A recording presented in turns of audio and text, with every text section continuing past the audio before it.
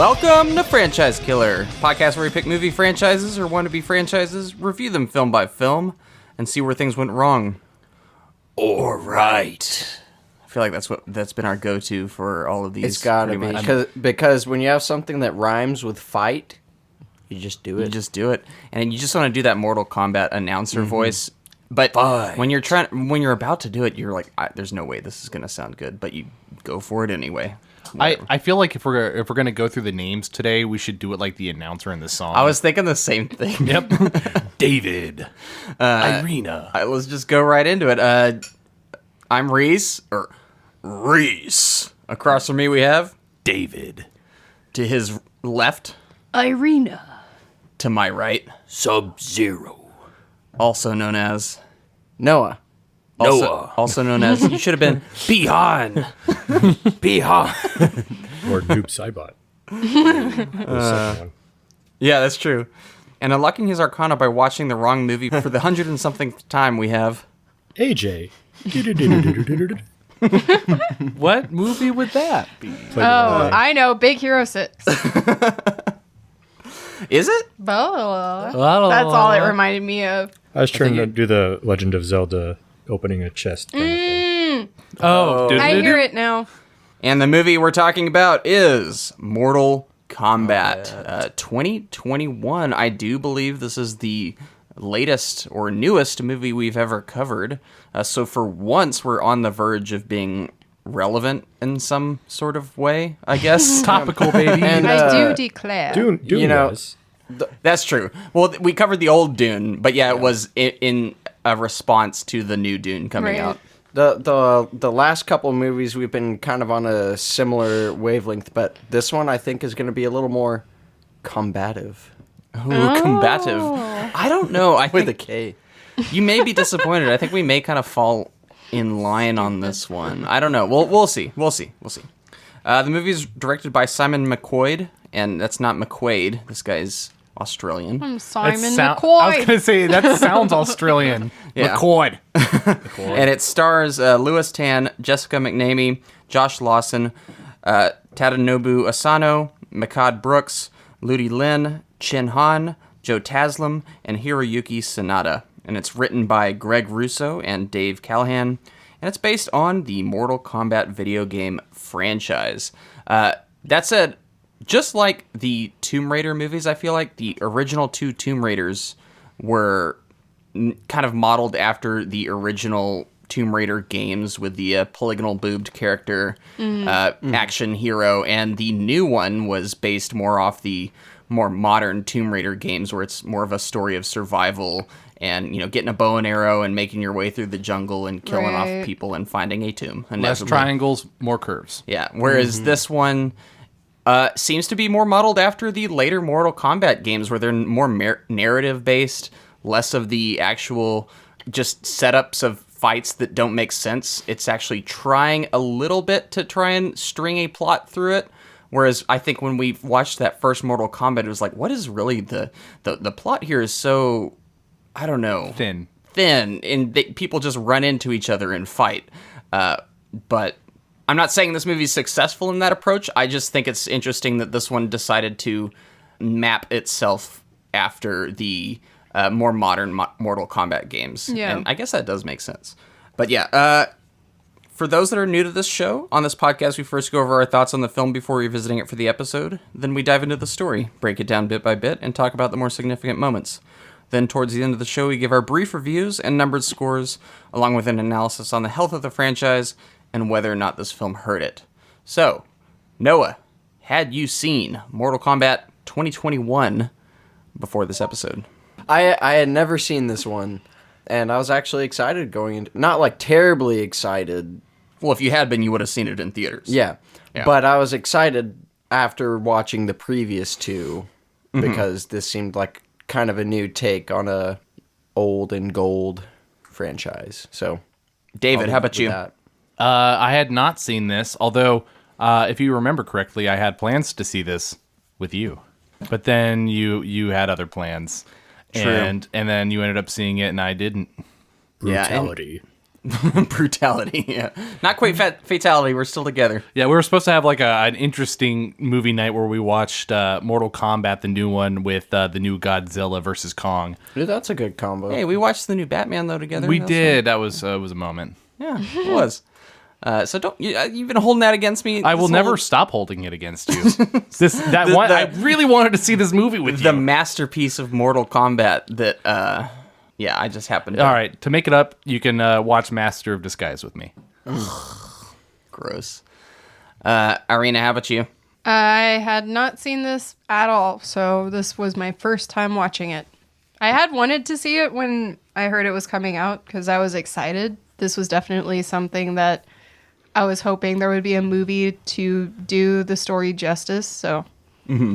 So 3 fresh watches so far. Mm-hmm. AJ, how about you? Yeah, I guess I'll be the combo breaker here. I think really the iconic aspect of this is the soundtrack. Mm-hmm. So that just is always what draws you in, really. And there are some recycled animations from their other stuff, but I don't know. Yeah, I never saw the ending too, really, because I was just kind of too afraid, really. Right. Yeah, recycled animations. Too afraid to see the ending. But yeah, I mean, you got a story about this, orphan who's goes around running shirtless, fights, has this encounter with a reptile, and then has this fiery showdown with Shere Khan. So, Jungle Book. Thank you. I was really trying to figure it out. So I hate to break it to you, but we, as I already announced, we did watch Mortal Kombat for this episode. But and it's Shao Kahn. But hey, maybe you'll have some fun anecdotes for this episode that we can call back to you on. How about Mortal Kombat though? Had you seen this 2021 version? I had not. No. Wow, so 4 across the board. A lot of people had not seen this one. I'm surprised. Mm-hmm. For me, this was, and now I just feel guilty, but it was one of my first theatrical experiences during COVID when theaters were starting to reopen. I did see this in the movie theater. And if it makes you feel any better, once I walked out of this movie, I was like, I could have waited. I'm not saying it, but weirdly, I think my opinion on it has changed since then. I think I've seen it 4 times now. And the first one. This one. No, yeah. I know. You're the first one that can claim that. They can probably claim that. But there's some... So to give you insight into the way I watch movies, it's weird. No one else does this. But when there's a movie that has a lot of good elements but is a flawed piece of work, I'm weirdly intrigued to keep going back in and watching it again to try and just... like it more, I guess, and I would have to say I like it more now. I'm not trying to reveal you're a masochist. Yes, he kind of is, honestly. I like it more. But with that said, David, do you want to give us our quick call to action there? Oh, I'll keep it quick. Welcome to Franchise Kill, everybody. Thanks for listening. Franchise Kill? I said killer, didn't I? Yeah, he said killer. I said killer. It sounded like Franchise Kill. What's the Franchise Kill? A little more aggressive. You got to do it like Kano. Welcome to Franchise Killer. Oh man, I'm just your Peter Jackson. It's going to be Peter Jackson, but with a lot of really bad British insults. character and any Australian character. Let's hear. I want you to push through it. Try and do it. With Kano? Yeah. No, there's going to be a lot of C words. There's going to be a lot of. You don't. You can cut out the profanity. Just go for the Australian. All right, I'll just do it in an Australian accent. Yeah, PG Kano. Hey everybody, welcome to Franchise Killer. If you like listening to this podcast, you have to go on Apple Podcasts and give us a 5-star review. Because if you don't, I'm going to take my knife, slit it down your throat, and make you bleed up a 5-star review. You got that? That's what I thought. And if now it's starting to turn into something else, I think. Oh, it's British. It turned out to be British the whole time. But honestly, if you want to give us a 5-star review on Apple, that's the best thing you can do because an algorithm puts us to the front because we want to be in front of other people. Thank you very much. Also, we have an Instagram, a YouTube, and a Twitter. Go check us out. Tell your friend. Try to get that word of mouth going. That's David's Arcana is starting with an accent and turning into something else. What's that tattoo on your shoulder? That wasn't there before. Who did you kill? I killed my ego. Our audience. Killed all of my pride. There's bound to be a fighter for Earth somewhere in there.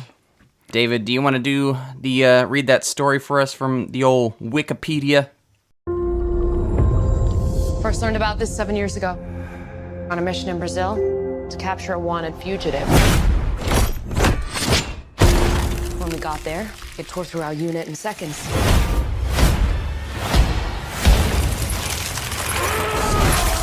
The target had superhuman abilities. It had the same marking you do, Cole. It's a birthmark. What do you mean? He was born with it. It's not a birthmark, Cole. It means you've been chosen. Throughout history, different cultures all over the world reference a great tournament of champions. That dragon marking? I think it's an invitation to fight for something known.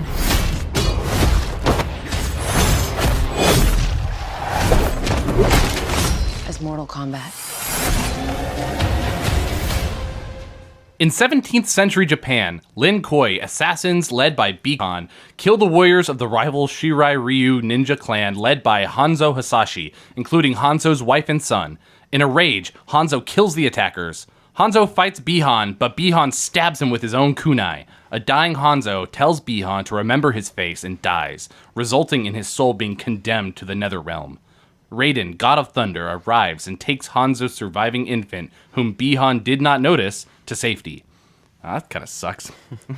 In the present, the realm of Outworld has defeated Earthrealm in 9 out of the 10 tournaments known as Mortal Kombat.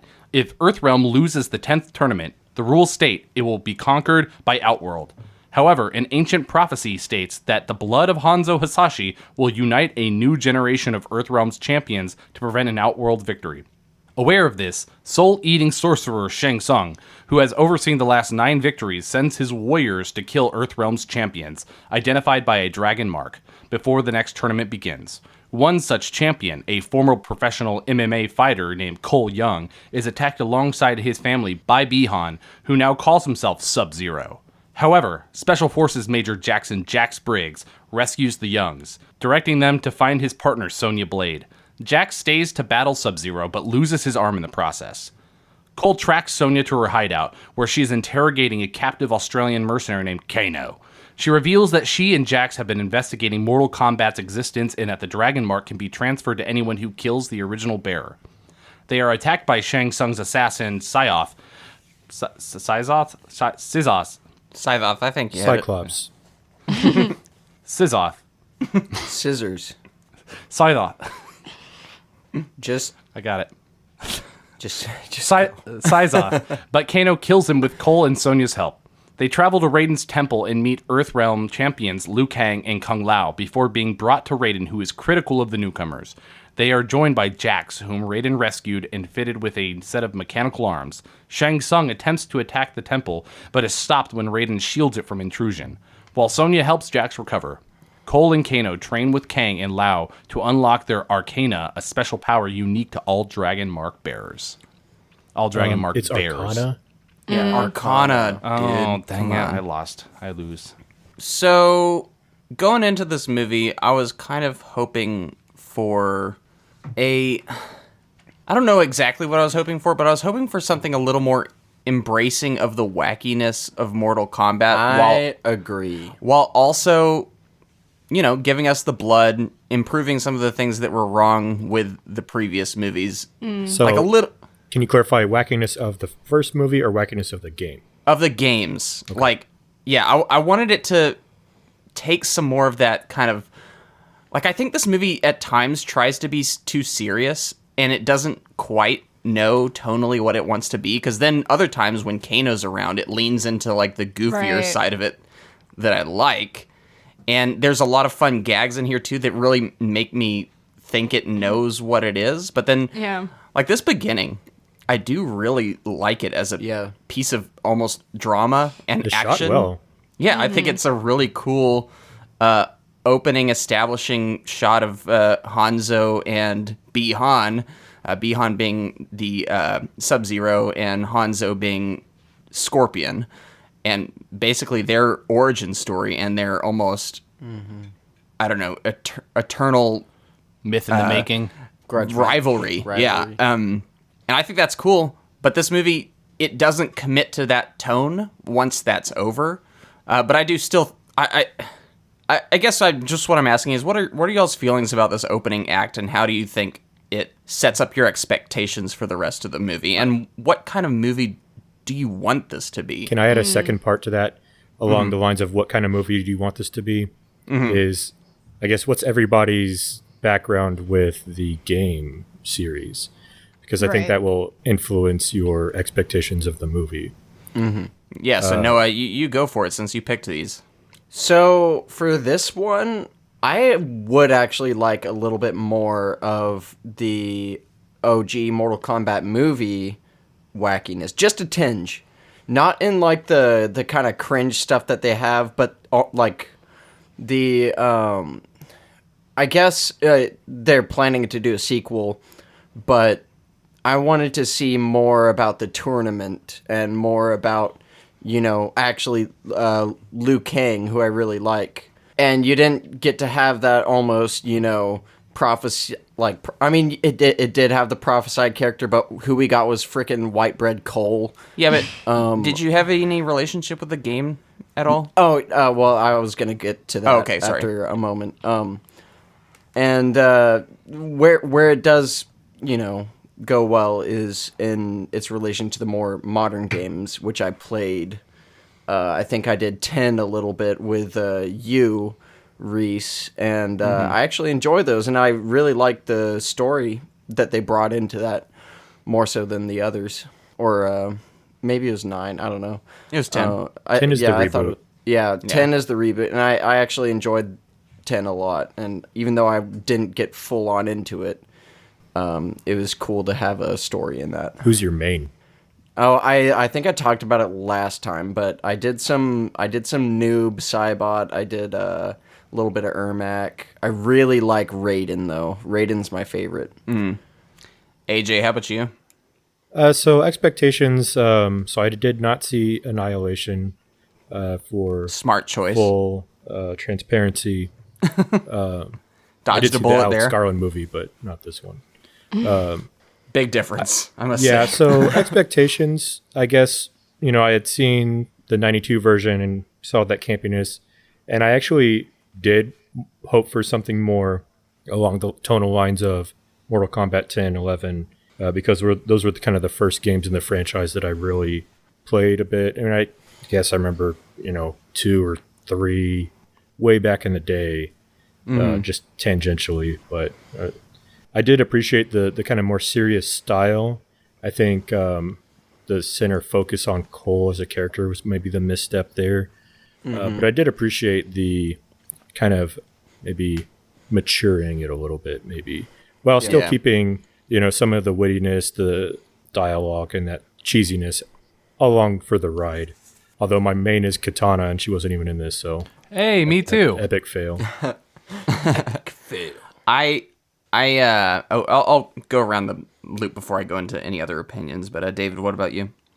I didn't really grow up playing the games all that much. I first played like the OG game back in college for the first time, which was fun. It was, it's fun going back to retro games.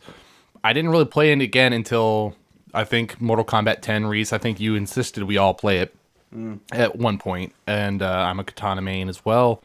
Really? Yeah, I like Katana and Maybe Smoke. you said that last episode. I don't remember. You remember Smoke? Yeah. Yeah, I think those are the two that I main the most.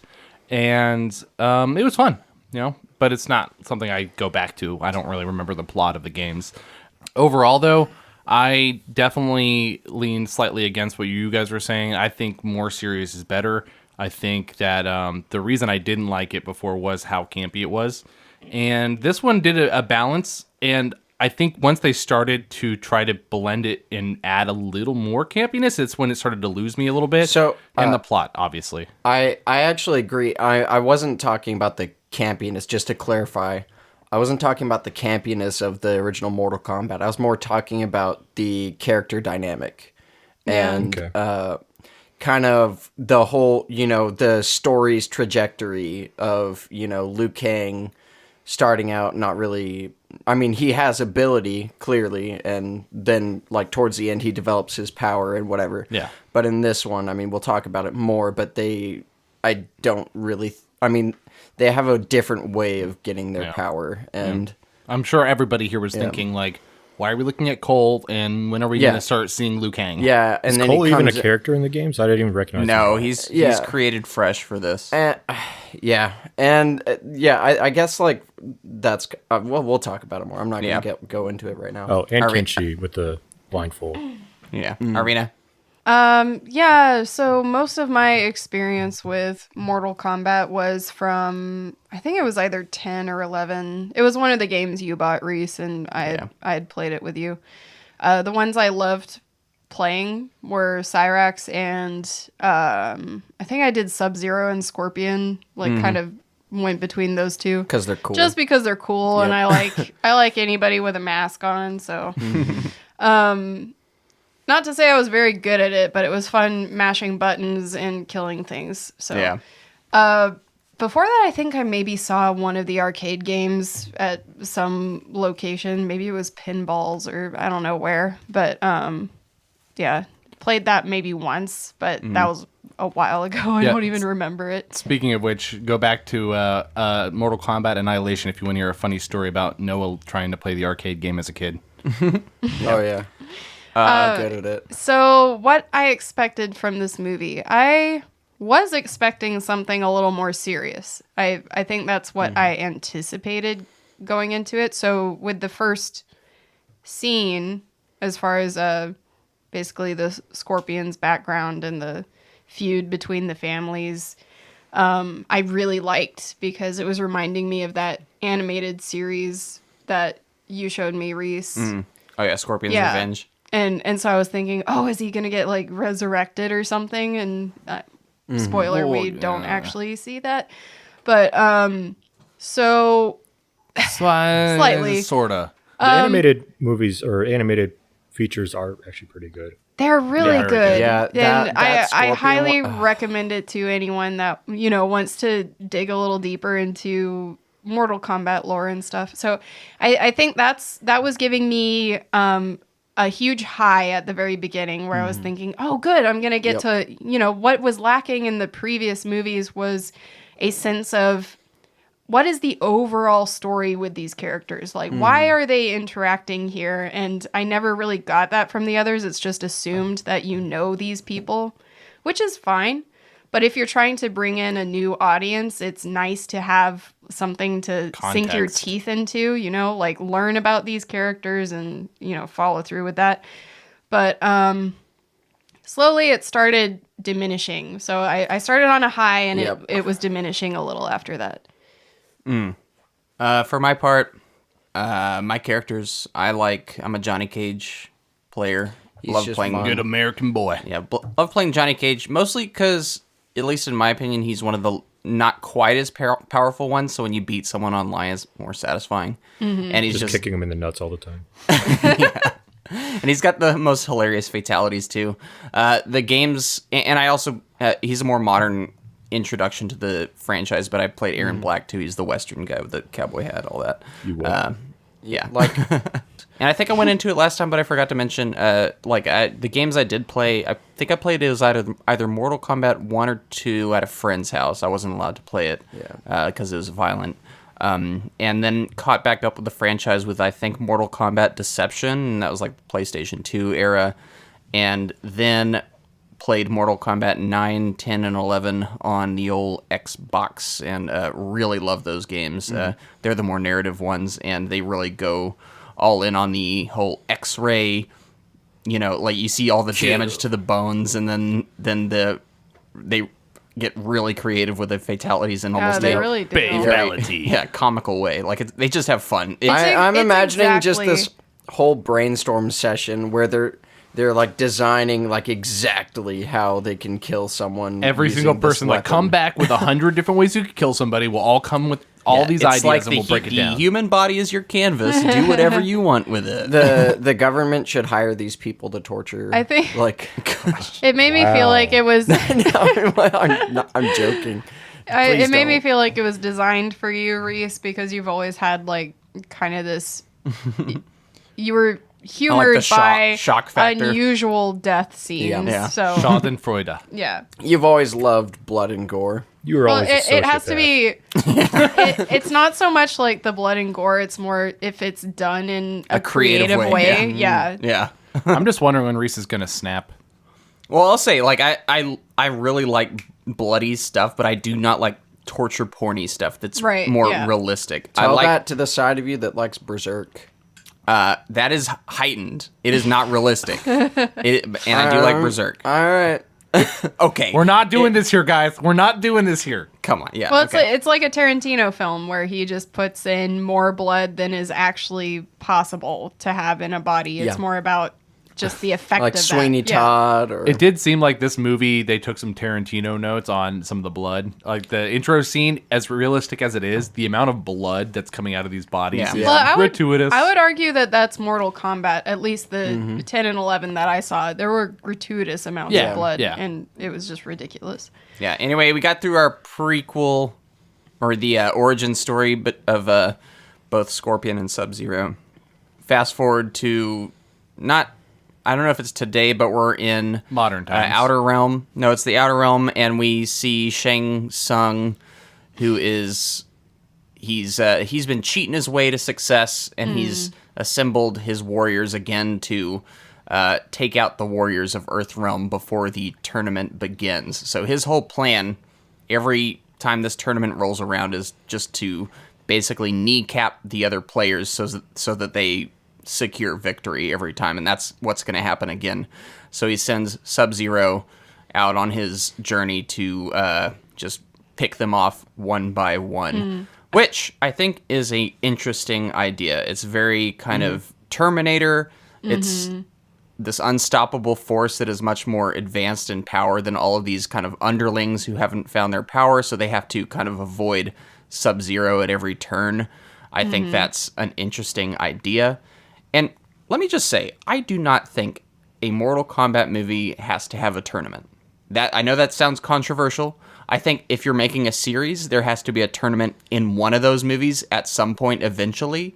But what I need are 1v1 fights where a character dies in a brutal way. That is, for me, what Mortal Kombat is. And if you've played 9, 10, and 11, there's really not much of a tournament in any of those games, and they still feel intrinsically to their core Mortal Kombat. I think one of my favorite parts of that sequence is just Sub-Zero approaching him, and he calls him Bihan. He's like, "No, I'm Sub-Zero." I love that he just now decided that after, what, It reminds me 300 of years? like a kid who's tired of their boring name, and they're just like, "No, I want to be called Nighthawk now." Yes.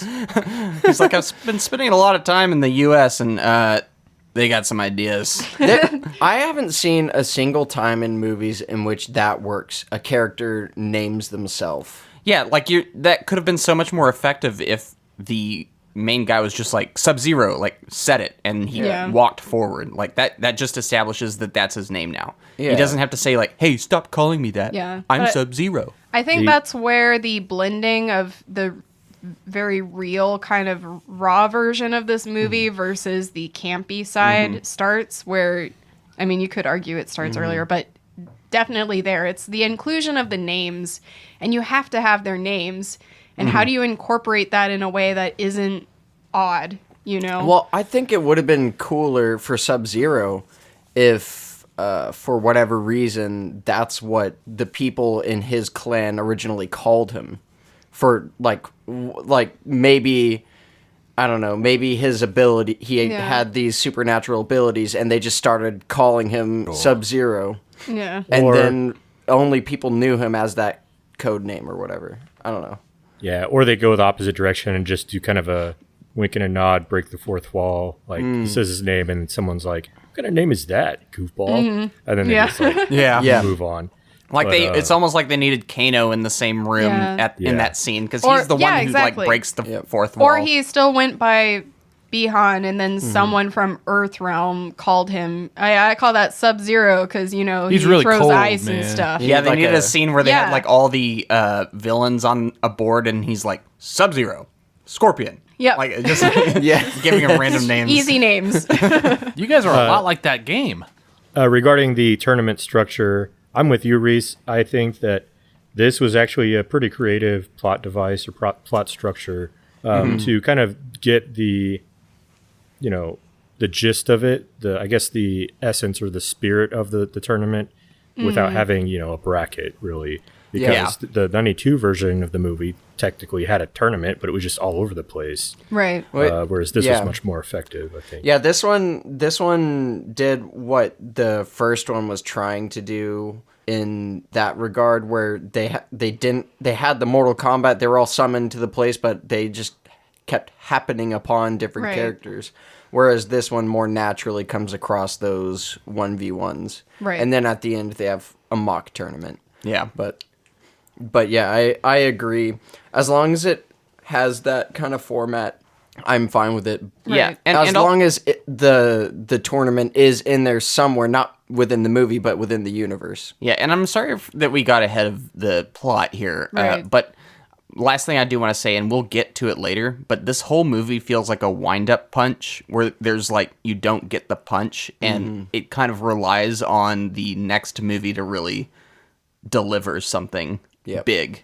That's just kind of how I feel about this whole movie. It's like wind up, wind up, wind up, wind up. And yeah, it does kind of release at the end, but it's it kind of ends abruptly. Anyway, I'll move on. We haven't even introduced our main character yet. Cole Young. He's a character. And he's actually old. He's not that old. He's like married and has kids. He could be in his like early 40s, maybe. Yeah. Yeah. He's not old. Played by Louis Tan. I think he's a perfectly capable actor, but I don't think he's given a lot of interesting things to do. And he is literally a human punching bag. Yep. That's his ability later too. Turn into Aquaman.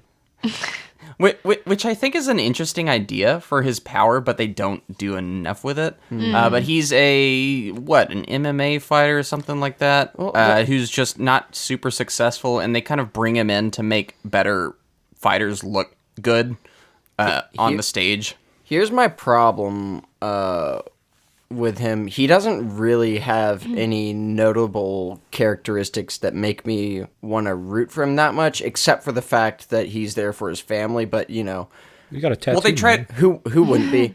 They try to do the underdog thing. Yeah. But here's the problem with the underdog is that they've made him past his prime. They decided, okay, he's past his prime, and now he's going to get carried by an ability.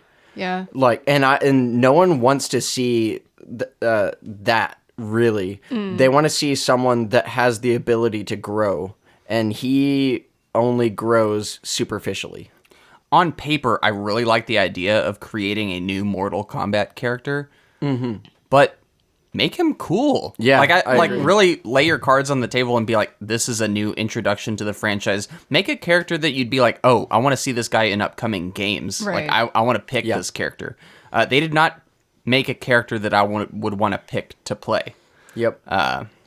I just think that they should have rebooted again. I know it's beating a dead horse as far as they're concerned, but do Liu Kang again. Yeah. Liu Kang is super cool. He is the face of Mortal Kombat other than Scorpion and Sub-Zero. I think the problem is they're relying too heavily, or they're too heavy-handed with the whole, like, I'm about my family thing. Yeah. Where it's like, having a family isn't a personality trait. That is Exactly. part of a character's setting, and the build of a character. It can influence personality traits, but they didn't really do a lot of work on giving him anything that was uniquely his, except that he has a family. Yeah. So, and I didn't have much to grow from there, that like it's holding him back sort of, but not at the same time. And yeah, I agree. And here's where they unintentionally shot themselves in the foot, is showing a character in the first 5 minutes be way cooler than him. oh, And like then going to him and you're like, wow, this guy's like clearly Literally not as getting the cool. crap kicked out of him. Well, Like, no, that's a typical yeah. thing where this is what you strive to be. Like, it's like, oh, once you finally become something equivalent, it's more satisfying. No, You don't. but the point is, they already had Scorpion defeated, which set up the fact that you can follow him on whatever hell path to, get his vengeance back. Which I know that's the plot of the animated show, one, yeah.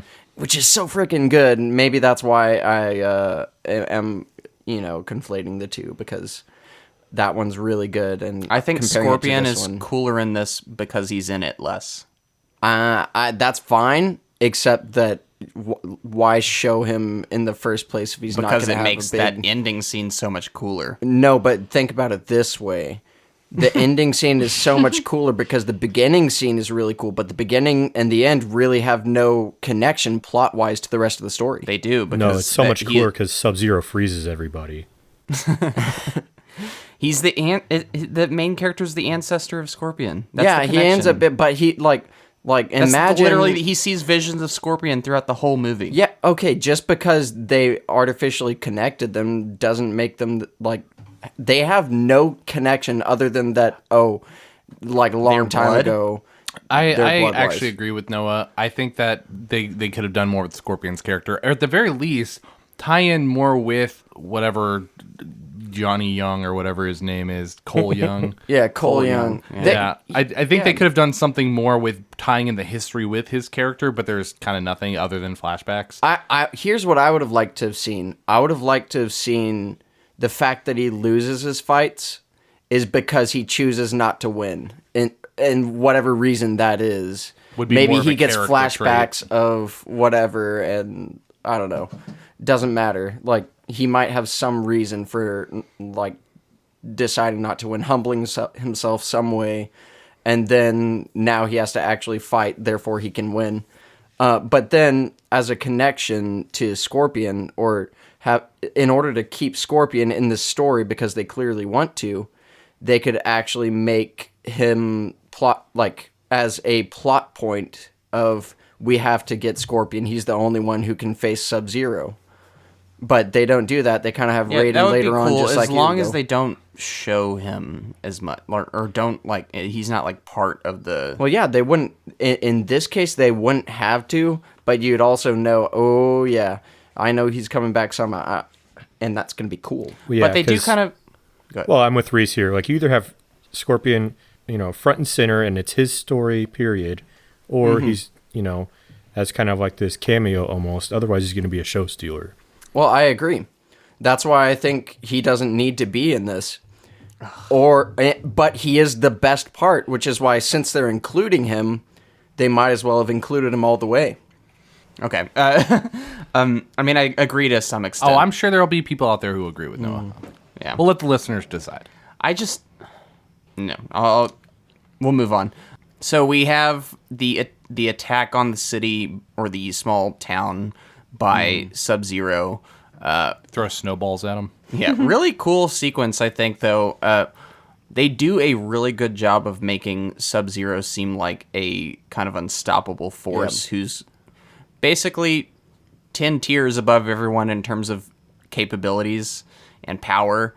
We're quickly introduced to Jax, and I do kind of like how, Sub-Zero wipes the floor with Jax, but it sets up the inevitable metal arm Jax that we know and love from the video games. I thought that was a good... And the ice effects are so good. They did a really good job with the ice effects and the lightning. Yeah, when he shoots the shotgun and the little we saw that scene in the trailer, but how Sub-Zero grabs the front of the gun, and it's just, you see the little pellets coming out slowly from the thing. Yeah. It just looks awesome, and how he then grabs his fists and turns his arms into ice dust. That is literally out of the game. That's what that felt like. Yeah, but that was a cool scene. And this is after Jax, runs into... He had run into him earlier at the ring, commented on his fighting. And later, once Sub-Zero attacks, he's like, hey, get in the car, let's get out of here. And he and his family jump in the car. And then he's told to drive off to Sonya, and Jax fights Sub-Zero. So that's kind of the setup there. How do y'all feel so far about, did y'all like Jax, or actually in general, how do you feel about the casting in this movie? Let's just talk about that. They definitely look the part. I think the casting is fine. There's something, though, that's very off about the delivery here and Yeah. there. I feel like it's going back to that weird splicing of campy but serious. And I could find that being a difficult task for actors where they're given sort of campy moments and lines to produce, but it's also it's kind of also being taken seriously. So I find my mind being confused or conflicted about how I'm supposed to interpret a scene sometimes because of it. But otherwise, I do like the casting so far. Speaking of which, Kano just Yeah, and so we do quickly run into Yeah. Sonya Blade and Kano, And so we can Kano. go ahead and talk about them as well Yeah. at the base where Jax told them Yeah. to go. So I liked Jax, and it's funny that the first time I see him, I'm like, all right, when's he gonna lose his arms? Yeah, me too. The second much that you immediately. see that Yep. he has his normal arms, you're like, oh Well, boy. once- That actor, he by the way, gets- that's Makad Brooks. Just want to throw Yeah. that out there.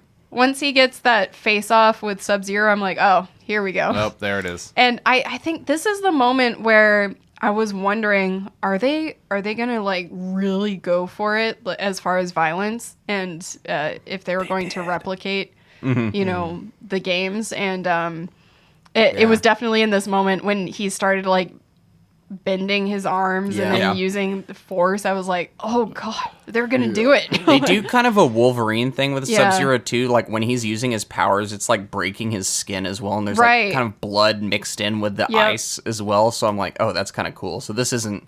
Yeah. He can't just willy nilly do it for funsies. Like it kind of hurts him as well. Yeah. So I kind of liked that. So that was cool to see. Definitely, I think a lot of these battles or the aftermath of the battles are kind of my highlights from this movie. Yeah. So Sonya Blade and Kano.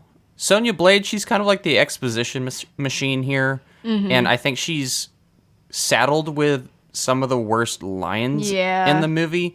But I actually really like the physicality and the look of this actress here, and I think she does the best she can with what she's given. And that's what's her name? Jessica McNamee. I kind of grew on the Sonya in this Yeah. one, and I think out of the three that we've seen, she's like easily the best. Yeah. I actually agree. I thought I wasn't going to like her that much. I liked her better than the others. Well, I yeah. actually like Jax too. Yeah. Yeah. But he didn't give that much screen time. But she was actually believable in her Right. role. I liked her minor kind of story struggle where Yeah. it's kind of everyone's been given this Yeah, mark. Tag and mark of being Earth's heroes, and you can tell she kind of wants to be. She But- wasn't a damsel either. Well, I think Yeah. both Kano and Jax got their marks in like combat at some Right. point in military. So like it's they not like not are- necessarily that they earned it. It's kind of questionable that they Yeah. earned it. They weren't chosen, but they were given because of yeah, especially Kano. combat Yeah. reasons. Yeah. And Kano, played by Josh Lawson, I think he's apart from maybe dropping the F-bomb like 500 too many times. Like I think he really. He is Kano. He Kano's is Kano. Yeah, he injects a lot of energy and fun into this movie and gets a few Yeah. good Yep. quips in there, especially Yeah. when he finally discovers his power. For him, he's like he's hit or miss with me. Some of the dialogue just makes me think of like a less well written Sawyer from Lost. Oh, I could see Yeah. it. Where he's just kind of spouting off He'd like be a pop great culture Kano, actually. references. Yeah, he would be great. And every now and then you have a good one where you're like, okay, yeah, that was a good one. But I think he was enough to fill that gap, and there was at least some life to him, which sort of helped carry some scenes. Still not my. I think someone else could do a better version of Kano, but he was fine. He just gave me slightly too many redneck vibes. Something. I mean, Kano. Something that I found funny was I found out that someone else being considered for his role was Joel Edgerton. And before I learned that, I actually thought he kind of reminded me of him. But Okay. anyway. So yeah, I think we're mostly positive-ish on Kano. I think he. I like him. Here's the thing: even if you don't like him, I think the movie needed some energy, A little at levity. this point. Yeah. Like something to kind of, I don't know.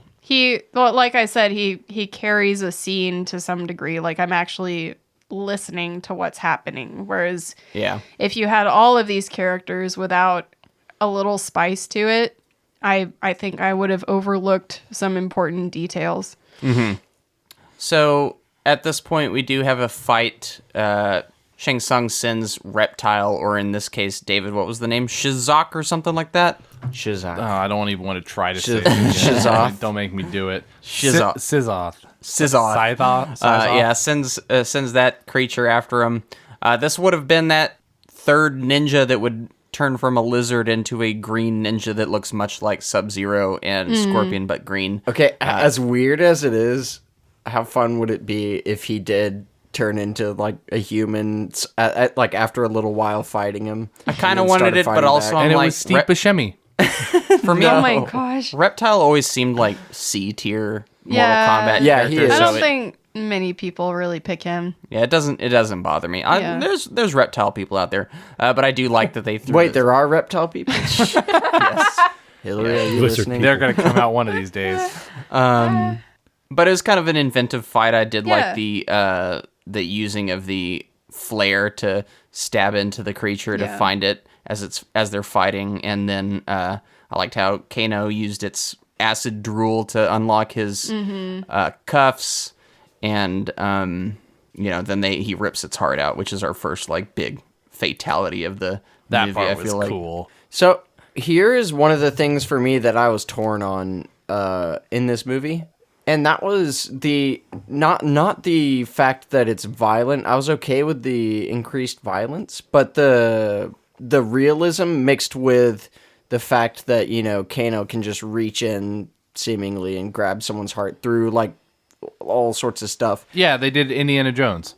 Yeah, but more what I'm getting at is there's a lot of stuff where you had to suspend your disbelief, but then they wanted Yeah. to level it in certain areas that like the first fight with Scorpion and Yeah, I Sub-Zero. I think something we're gonna definitely get into in our reviews is I think this movie is tonally kind of a mess. yeah. Like, and I don't think it's terrible as a result, but it definitely doesn't quite know Yeah. precisely what it wants to be. I think they should have just picked a direction, and I would have been down for Yeah. either direction. I think what you're talking about too, as far as suspending disbelief, is there's an element of kind of anime moments to it, Yeah. where if you're watching an anime and you see that happen, you're like, oh yeah, yeah. of course, like whatever, you don't Yeah. bat an eye about it. But it's transferring that into the cinematic where you're kind of confused because you're so used to a certain degree of continuity that Yeah. you don't usually find in anime all Yeah, the time. yeah, exactly. That said, even from the very beginning, even at this movie's most serious, the guy, the Hanzo, basically takes his wife's gardening tool, affixes it to a rope, and then proceeds to brutally destroy.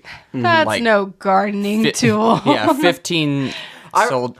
I mean, it's just. I did that initial scene when his wife is gardening with that. I'm thinking, what is she using that for? Well, apparently that tool is actually used for gardening. Really? And Cool, okay. ninjas. Interesting. That's so cool. ninjas actually Interesting. took that from gardeners and were like, "This Kunai. is a kunai, and it's a useful that's weapon." really that's really cool. So, yeah, then, that's- Or it's yeah. actually like for bricklaying, I think. But Man, yeah, it's kind of a men's brains. multi-purpose. Hey, Men's brains, man. They, They're like, "Huh, I this could is use sharp." this as a weapon. But yeah, I mean, and at the very first scene, you also have Bihan with a ice spike coming out of his hand. So I mean, Yeah. it's you just you really got to be on your guard when those are out. good one. I think I'm fine with that, and it's mostly because once you get into these fight sequences, that's when you're called back to realizing, oh yeah, this is like the Mortal Kombat games, you know? This is something you would see as a fatality. Yeah, and you've got all in a these different sequence. venues Yeah. too. Like So, every venue is different. Like him punching into the chest and pulling out a heart, like that's what you want That to is see. Kano's because fatality that's- move. Because that's Mortal Kombat. And they're actually in this. They're kind of split three ways with a bit of the old Mortal Kombat, the original, a bit of the game, and then a bit wanting to be their own cinematic, realistic thing. That would be a good segue into talking about Liu Kang. Yeah, Because so his entrance is in this section too. Yeah, so basically, Kano is out of there, but Sonya's like, "Hey, we'll pay you $3 million or whatever if you take us to the temple or wherever this place is out in the desert." And he's like, "Okay." I mean, he doesn't believe her, but then she convinces him, and of course, she doesn't actually have that amount of money, but they're off anyway. They drop in on the desert. A lot of cool kind of establishing shots of the desert. They get in a little tussle where Sonya almost kills Kano in a one-on-one fight. Then Liu Kang comes onto the scene. Very cool sunset shot. It's almost like a Luke Skywalker walking in on the. It feels like that, yeah. doesn't it? If Luke Skywalker could shoot fireballs. Yeah, and he shoots a fireball. Kano's like, What just happened? And then he guides them towards the temple. So then we're introduced officially to Kung Lao, Liu Kang, and Raiden once more. Irina, what'd you want to say? I was just saying, once that scene happened where he's walking towards them, the sunset behind him, you see his silhouette, and it looks exactly like the Liu Kang from the first Mortal Kombat. Like, you got the hair, the kind of poofy hair mullet thing going. Yeah. I was like, oh, sash, I know the who red that sash is. looking thing with the shirtless. Exactly. Yeah. So I remember getting really excited because I'm like, oh, I wonder who they cast for this character, you know? And I found Liu Kang to be a little more lacking than I was hoping. I agree. He very much looks like the part, Yeah, he but does. there's just his personality is off. Lacking charisma. He doesn't have that charisma. He doesn't have the right energy. He's like he takes the role of a guide, but he's supposed to be the prophesied one, or at least a big powerhouse. And I should say his name's Ludi Lin. It's Yeah. that actor. But again, you got to separate yourself from the original property. Yeah. Does he serve the right purpose in this movie? As the movie is trying to like that, they want this guy to not be a central focus. He is the guide, and he's the one that helps train them. Does he fulfill that?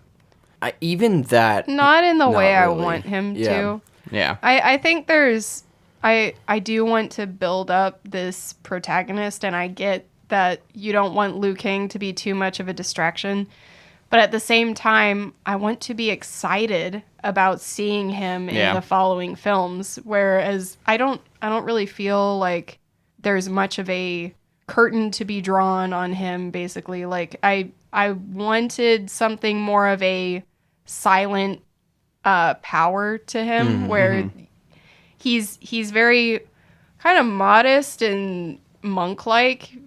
That's kind of the impression I get that they're trying to do, where he's powerful, but he's monk-like. You know, he kind of holds it back. But I wanted a little bit more of that. Oh, I feel like he has huge potential behind him, but he's not showing everything. You know. Yeah, this is one thing that they did in his portrayal that I thought was, and maybe I don't really know too much about Mortal Kombat, so maybe this is normal for Liu Kang, but he was very willing to just always be using his fire. Like, here, let me use my fire as a torch, And he Right. does Or that here, more in this. Let me do that as a little light for this, but then, you know, whenever he uses it against someone, it never really works very well. Except for at one point, but that person was literally trapped. Right. And I wanted to see that more as a card that he played as a last resort. You know, Right, he may yeah. rely on his martial arts, but then in the middle of his martial arts, he might throw out a little fire in Yeah. there to, you know, instead he like casts a Kamehameha and then it misses and Sure you can. That dragon was pretty slick, though. Yeah. yeah.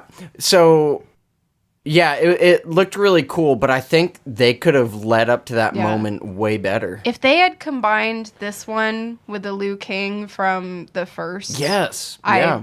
that would be perfect. Yeah, 'Cause I agree. The complaint we had with the first movie was that you never even got to see a tease of his true abilities. Yeah, It you was just got a little Yeah. little fire. Yeah. But not as much as you want. Like you thought you'd see that more in the Yeah, second one and then they exactly. didn't really do it. No, they didn't go that far. Yeah. One person I realized we haven't talked about. He's on the screen right now. Raiden. There's so many characters. Yeah, and that's the thing. This movie throws a lot of characters in Yeah. there, and I do think it relies very highly on the a sequel. You know, Yes, I agree. this is just establishing a lot of Right. the characters and just the world, I guess. Whether you see that it's successful or not. Raiden is one of the ones that I could have used more of. I am kind of disappointed with him. Like, he's got the best entrances and exits. Yep. Yeah. But when he's actually speaking, like, I'm kind of down with what you're saying, but I want more of that, like, needs a bigger authority presence. and more of that Yeah. just be bigger. Like, Honestly, be- he's only good because of the effects, I feel like. And the effects are good. Yeah. So yeah, a little disappointed in Raiden, even though I think they nailed his look, and that's I guess a critique of this entire movie's cast is like nailed the look, a little disappointed in the character. Well, Yeah, his eyes were a bit off-putting. I think. That's what I said. I said the same I think thing. they should either have gone less or gone more. Like, think- make it completely whited out, or I think they needed to have little like tendrils of lightning coming out Like of them from the every now and original? like then. Thor. Oh, yeah, a little bit like Thor, yeah. Okay. Yeah. Just a little. Yeah. Okay, so they're led to the temple and they begin working on trying to find their arcana. Kano gets his first, and I think what is the funniest scene in the movie? Yeah. Where I think Kano's humor is actually firing on all cylinders during this dinner table scene. Yeah. Just all of his quips are good, and when he finally just rages out and the laser comes out of his eye, it's the one moment in this movie where I genuinely thought was legitimately funny. Yeah. Give me an effing shrimp. That's better think it than was an egg fireballs. roll. Like, just the yeah. I liked that moment, and of course it was like perfect. Of course, that would be the way Kano gets his powers, Yeah, like in yeah. some rage fueled, I don't know, tirade on Egg rolls. egg rolls or something. Yeah, it just makes sense. Oh, speaking of egg rolls, I actually liked Kung Lao. He didn't have a big Oh, enough yeah. role, but I enjoyed I his liked Kung presence. Lao, Yeah, too. I liked Kung Lao his is character. so cool. He comes about when Just Shang Tsung. clarifying, the association there is because he was the one that was going to be passing the egg rolls. Oh Yeah, yeah, he yeah. was- Sorry, I For any Oh, it listeners who have almost not sounds- seen the movie. yeah, it He is a was weird segue. Withholding egg rolls from Kano. Speaking of egg rolls, yeah. Sorry, I didn't even think to mend that gap. It's because he there. looks like an egg roll. I realized that really could have come out. That's his weird. arcana. Yeah. It's his But- arcana. But yeah, Shang Tsung and Sub-Zero and all his cronies kind of infiltrate the temple and make their presence known. They're going to take out the competition here. Raiden then creates a force field with the inevitable big blue beam in the sky. That happens, so they buy themselves some more time to work on finding their arcana. This is the whole point where I was like, why wasn't Liu Kang working on this earlier? Like, why weren't we getting these people together earlier in the story?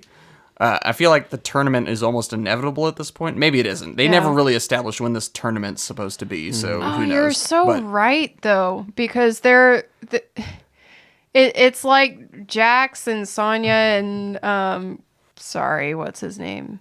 Cole.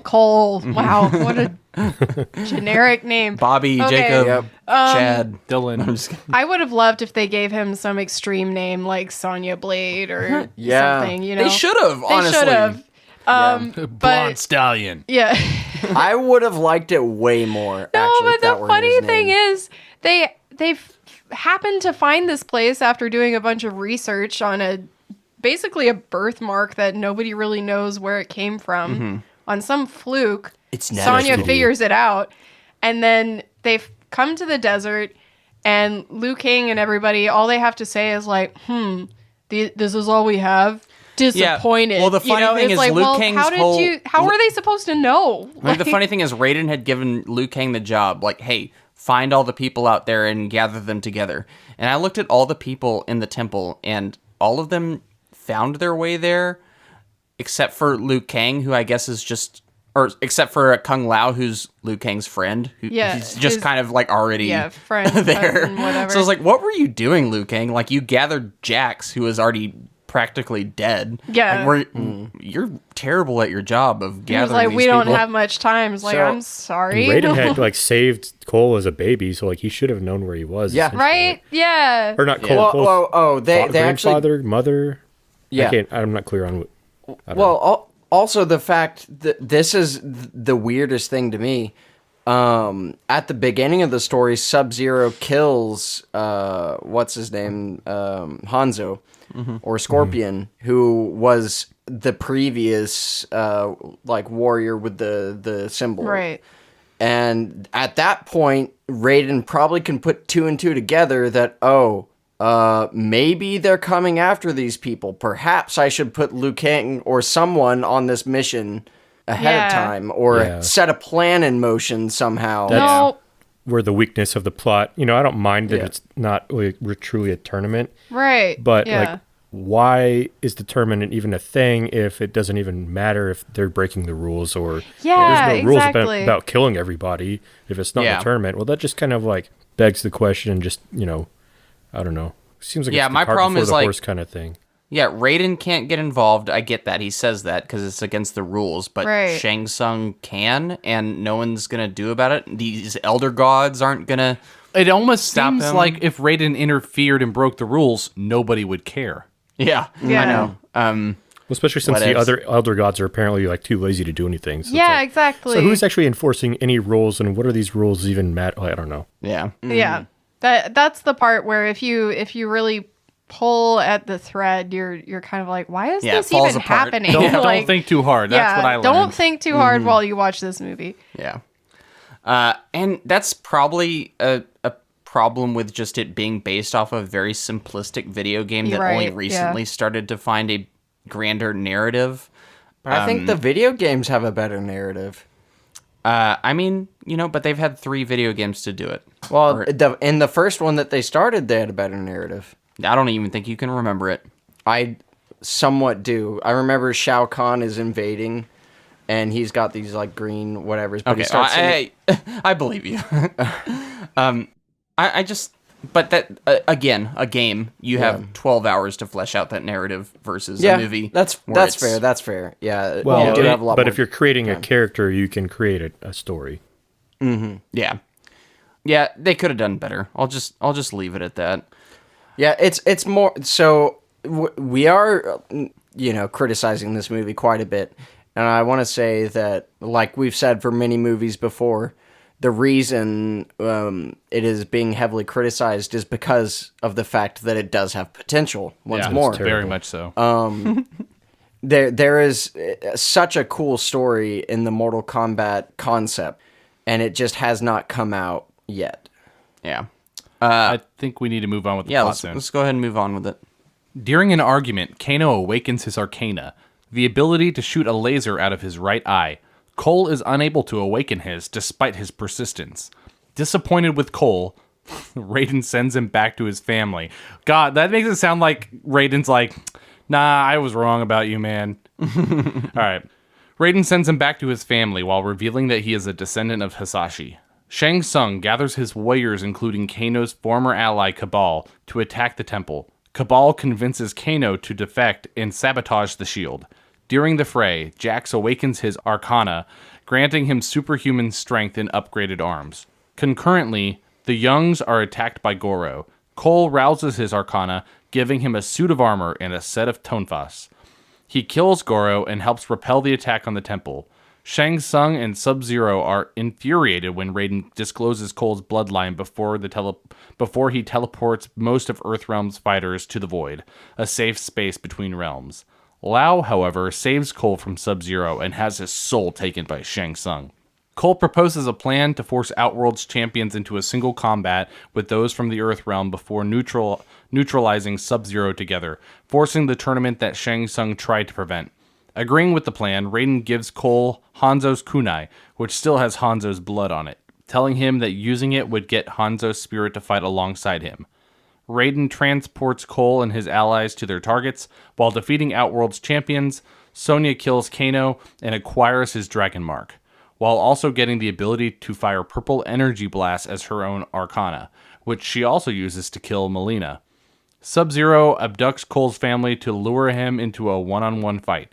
Overpowered by Sub-Zero, Cole uses the kunai and drains Hanzo's blood left on it, releasing Hanzo as the vengeful specter, Scorpion. Recognizing Cole as his descendant, Scorpion helps him defeat Sub-Zero and frees his family before immolating Sub-Zero with Hellfire. Thanking Cole for freeing him and requesting that he take care of Hasashi bloodline, Scorpion departs as Raiden, the other champions, and Shang Tsung arrive. Shang Tsung vows that next time he will bring armies instead of individual fighters, as he sends his champion's corpse back to Outworld before Raiden banishes him. Raiden declares his intention to train new warriors in preparation for the next tournament, and assigns his current champions to recruit them. Cole then departs to Los Angeles in search of the Hollywood martial artist and movie star, Johnny Cage. Now we're in the big training phase of all of the characters. Obviously, everyone's doing pretty well except for Cole Young, who is just good at getting beat up. I did forget to mention one of my favorite gags in this movie is the sweep the leg gag on Kano. Yeah. Oh, yeah. Who's, that was so funny and just very cleverly done, I thought, as a reference to the game. Just this... And I love when he just jumps up and jumps down and still gets swept. So I thought that was pretty great. But we do get the inevitable second strike of Shang Tsung after Kano betrays them and breaks the staff. Kano betrays them because, what's his name? I'm forgetting his name.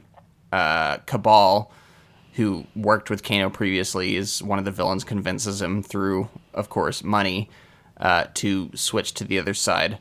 So they break the shield and infiltrate the temple, and then we get a bunch of kind of 1v1 fights where, for the most part, the good guys take the L on this one. What did we think about the big temple infiltration and subsequent fights after this portion of the movie here? It was very sudden to me, the whole temple infiltration. I didn't mind so much that Kano was easily influenced because, obviously Kano's out for Kano, so whatever. But it just felt so easy for them to do, I guess. It's the way they divvied it up in the white place is like, okay, you take this person, you take this person. It's like, right, yeah. Okay.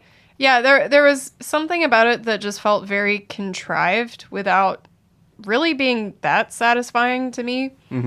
I think that's this movie, though. There are a lot of moments that I do really enjoy thoroughly, but then others that I just think, well, I feel like they could have done that better if they just had spent a little more time, like, doing reiterations of writing this sequence, Like, so it feels like the first thumbnail. So this has never been confirmed, but this was a movie that I think there were a lot of rumors going around at the time that they were slapping this movie together, and it probably should have been delayed, but WB was pushing, like, it has to come out at this time. So they were really on a crunch to get it done. Yeah, I think, that makes sense. And I think that really starts to show here in the second half of the movie. I think it has some of the best moments, but they're spliced together in an unsatisfying way. Right. Without a lot of, like, satisfying build-up. So I agree with you. Yeah.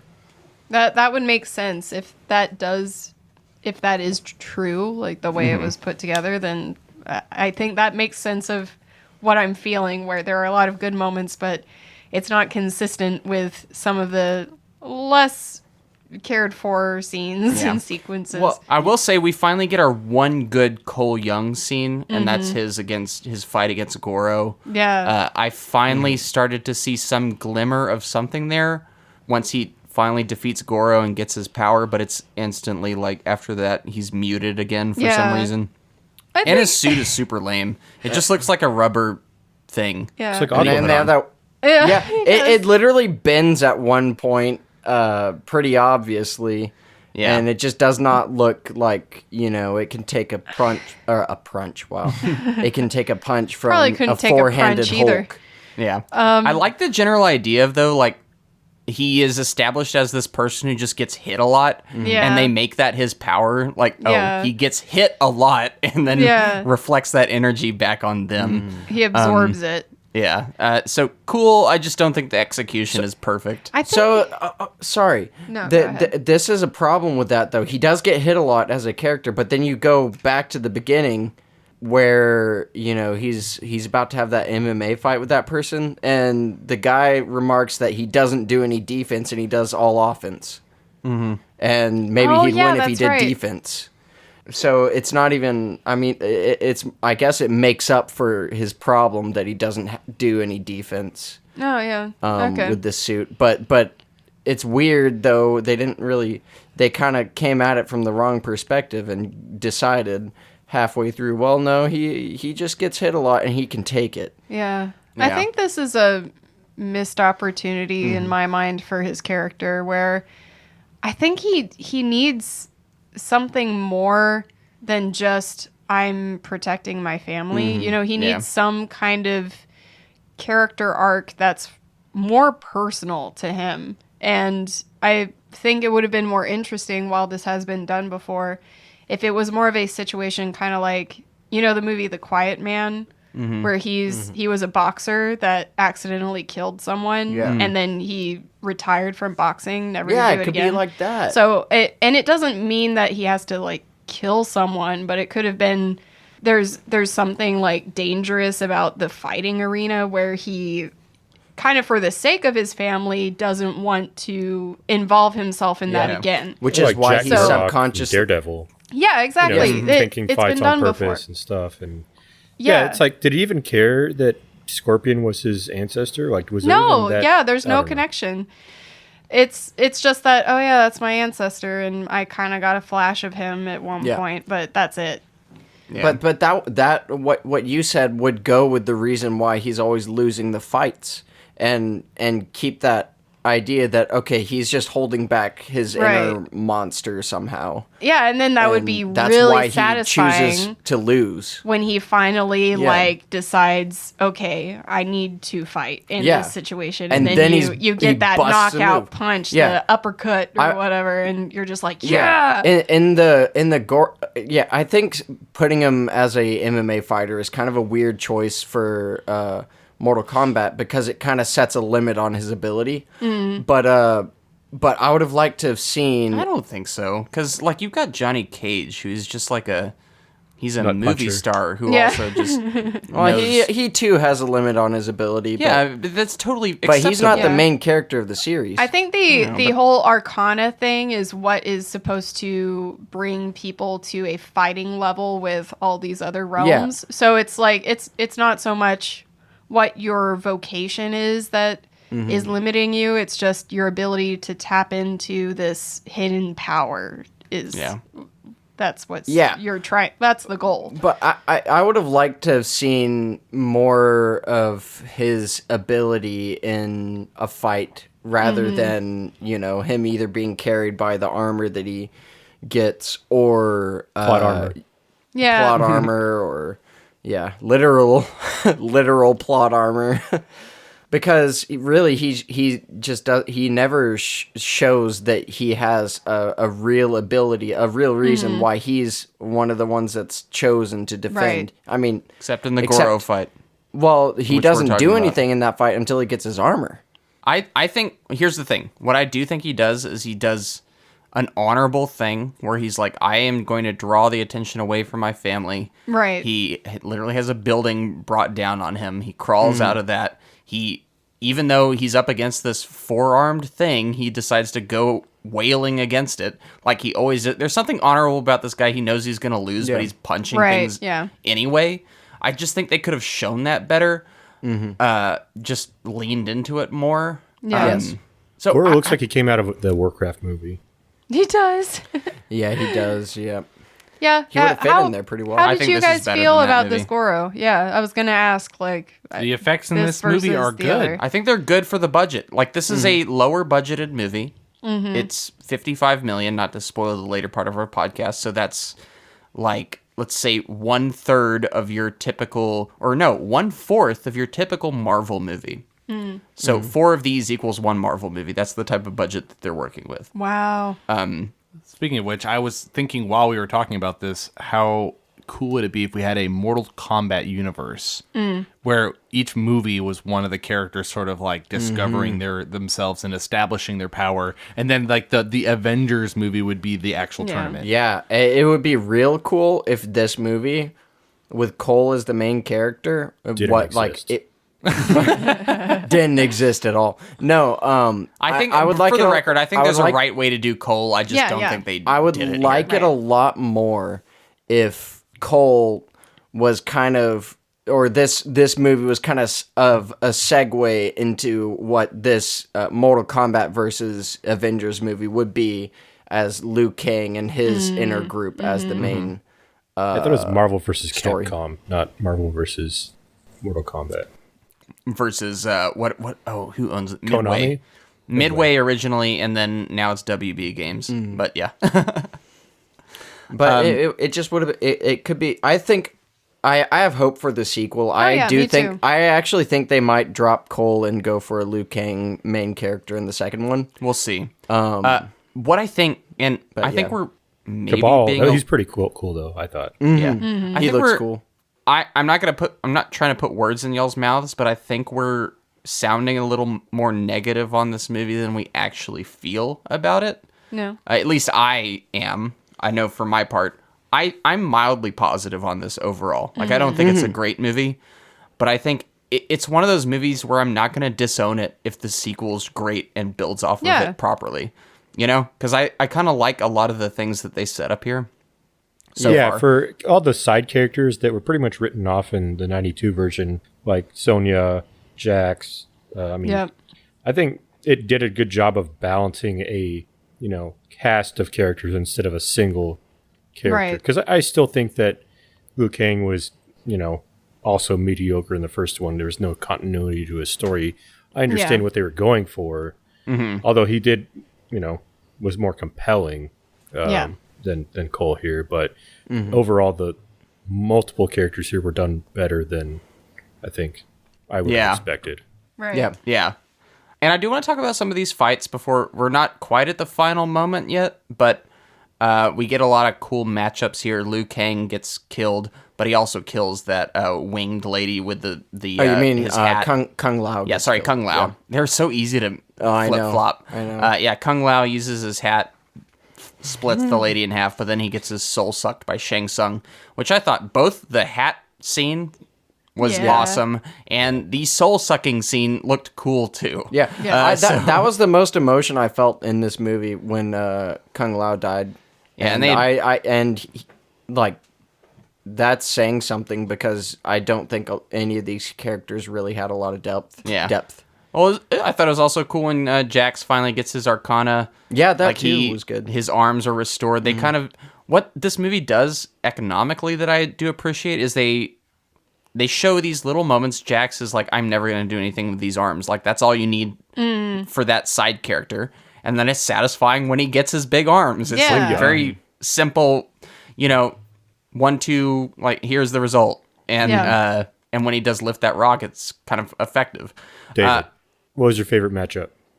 I really liked Kano ripping out the reptile's heart. That was one of my favorite KOs. But In this finals. in the final sequence, Yeah, out of these matchups.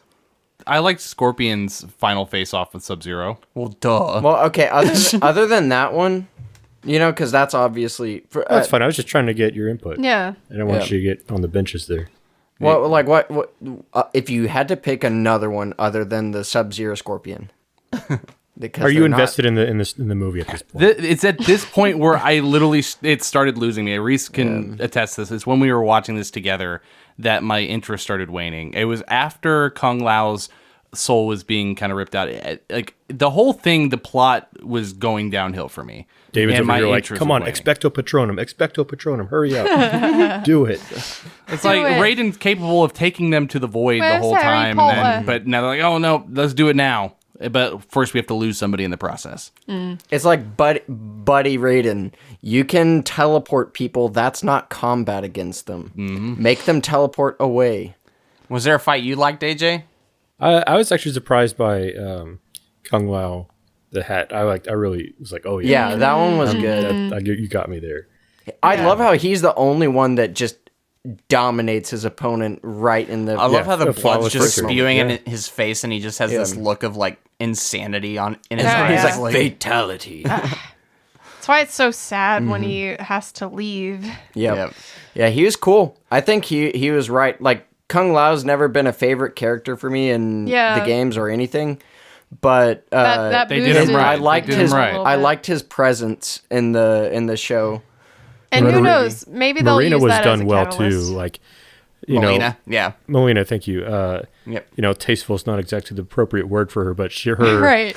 mouth thing was done pretty Gosh, well she balanced was instead of just frightening. a monster immediately. You know, it splits. You up just had Yeah. a nice like- toothy smile.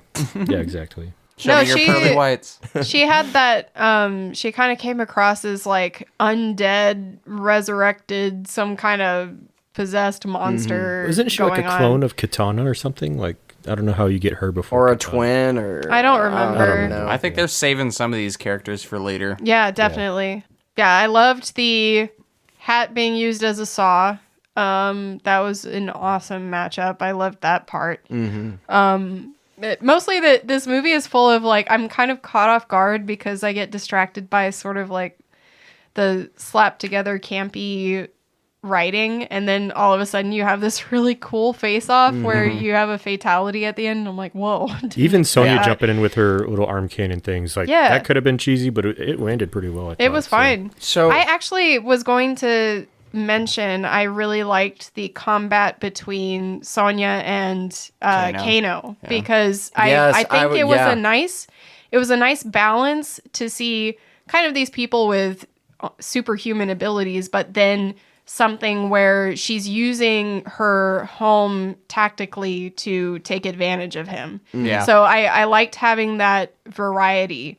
So you got to see a different environment and how she would use it. So and I love was that fun to moment see. she like gets the symbol, Yeah. the tattoo or whatever. Yeah. to- So that was satisfying for me. I liked that part. Yeah, I actually think of the mini fights, that one was the better one. I almost didn't consider the Liu Kang a fight because that was just a massacre. It was a Or flawless sorry, the victory. Kung Lao one.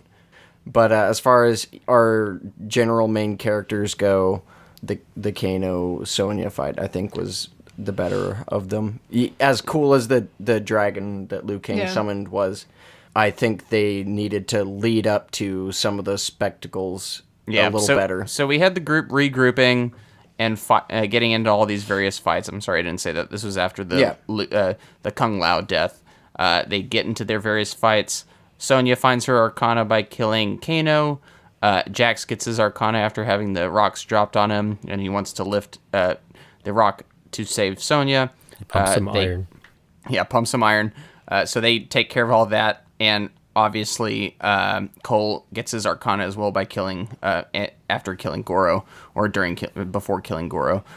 So now they are on into the final face-off where Sub-Zero finds his family and is like, "Hey, I've got these people here in your original fighting arena here. Here's the bracelet to prove that I captured them." So he kind of leads him via portal to where he is, and lo and behold, a scorpion is brought back from hell, or arrives from hell to finish the fight that they started. And I think this movie, this is the part that I was not on board with the movie, but back on board at this point. Exactly. It was such a cool face-off. Like seeing that actor come back and just this final fight, like the emotion comes back into the movie. It's a moment where you finally want to see these, like, you know, what this decade or this centuries-old rivalry come to an end, and after Sub-Zero's killed these people, the loved ones, and has killed team members at this point, and now there's this final face and off. we get the line. We finally get the line we've been waiting for the whole movie. And the orchestra, the score finally like acknowledges the Mortal Kombat theme as well. Yeah. So At least in a subtle way, or not so subtle, but not so blatantly like that's the Techno Mortal Kombat, 90s dance music. retro, whatever. So what'd y'all think about the finale to this movie? So I think that the fight is really, really cool. Mm-hmm. I mean, obviously a couple of adjustments because I just don't really care about Cole that much. Yeah, his whole arc and decided like get out of here. I just want to He's watch just the fight. punching at the ice the whole time. It's exactly And that. like you take Cole out of here. In fact, I have like He gets a good blow on Sub-Zero. Yeah, he though. does. But I have like a good, fantasy going in my mind where Cole fights him first, and gets a couple of blows on him, puts up a really Keep good. it PG. Oh my gosh, a little too cold for that. Said it's a fantasy. Anyways, he gets a couple of hits on him, and eventually though he gets dealt a mortal blow or a fatal blow. Doesn't die, but is kind of on the So last not breath. a mortal blow. Well, it would be, and you can have some sort of Deus Ex Machina where Liu Kang comes in and heals him with his fire magic. Yeah. But he's dying, he's bleeding out. He sees like the kunai at some point during the fight fell into the ice and is like stabbed into it, and he like reaches for it, and then like he doesn't quite reach it, but his blood on his hand like starts pooling over there. Touches the kunai, and then like suddenly like fire starts erupting, and like out comes frickin' Scorpion. He like shoots out his kunai chain and pulls. Get over here. Yeah, and does the get over here, and then their fight starts. Actually, that's way better. Like I think that like in my head Cold that Eyes. fantasy would have been so cool. But let's not take credit away from this. Yeah, I yeah. mean, I No, will. I know. I'm just saying that's my fantasy for it. But I think this was excellently done, given the story they went with. yeah, it's so good though. Like I really love how Scorpion comes back here. I want to give other people an opportunity to voice their opinions on this ending here. It was cool. Okay, I also have to mention I love when movies use a unique setting as their playground for a battle. Yeah. And I enjoyed the fact that it was sort of a repurposed actual arena or boxing training arena, MMA. basically. Yeah, I think it was where he worked. Yeah, Yeah, so it was the I Octagon. I love seeing that environment, but kind of covered in Sub-Zero's work, basically all the icicles and everything. So that was a lot of fun, especially bringing in these ancient souls to battle it out in a repurposed modern environment. So I really love having a setting to look at that's unique. So I liked that face off. I think again that sort of revitalized me watching this. Yep. And that's really weird because this whole time you've been following someone else's story, but that 5 minutes in the very beginning between Hanzo and Bihan, you come right back to it, and you're still You're like, invested in their feud, Yeah. particularly. So that's a good Their sign. story is cooler. Yeah. Yeah. Not necessarily that. I just think it was a really good setup, you know, for a good finale. Yeah. AJ, any thoughts on the final fight or any of that? No, it was well done and kind of a satisfying final act, and even you get the fan service aspect of it. Right. Can easily flop, if they push that too hard. But him taking or Scorpion taking his mask off and doing that fire breath thing, and then you kind of get the undead aspect of it. That was, overall well balanced, I think. And it's a shame that, I think Noah's on the right track, with kind of fixing the big thorn in the side of this movie is Cole, really, in my opinion. Yeah. So post-fight, we do get our final scene of Cole Young quits his job, and he leaves, and we focus on a poster of Johnny Cage, who will inevitably be in the next film. Yeah.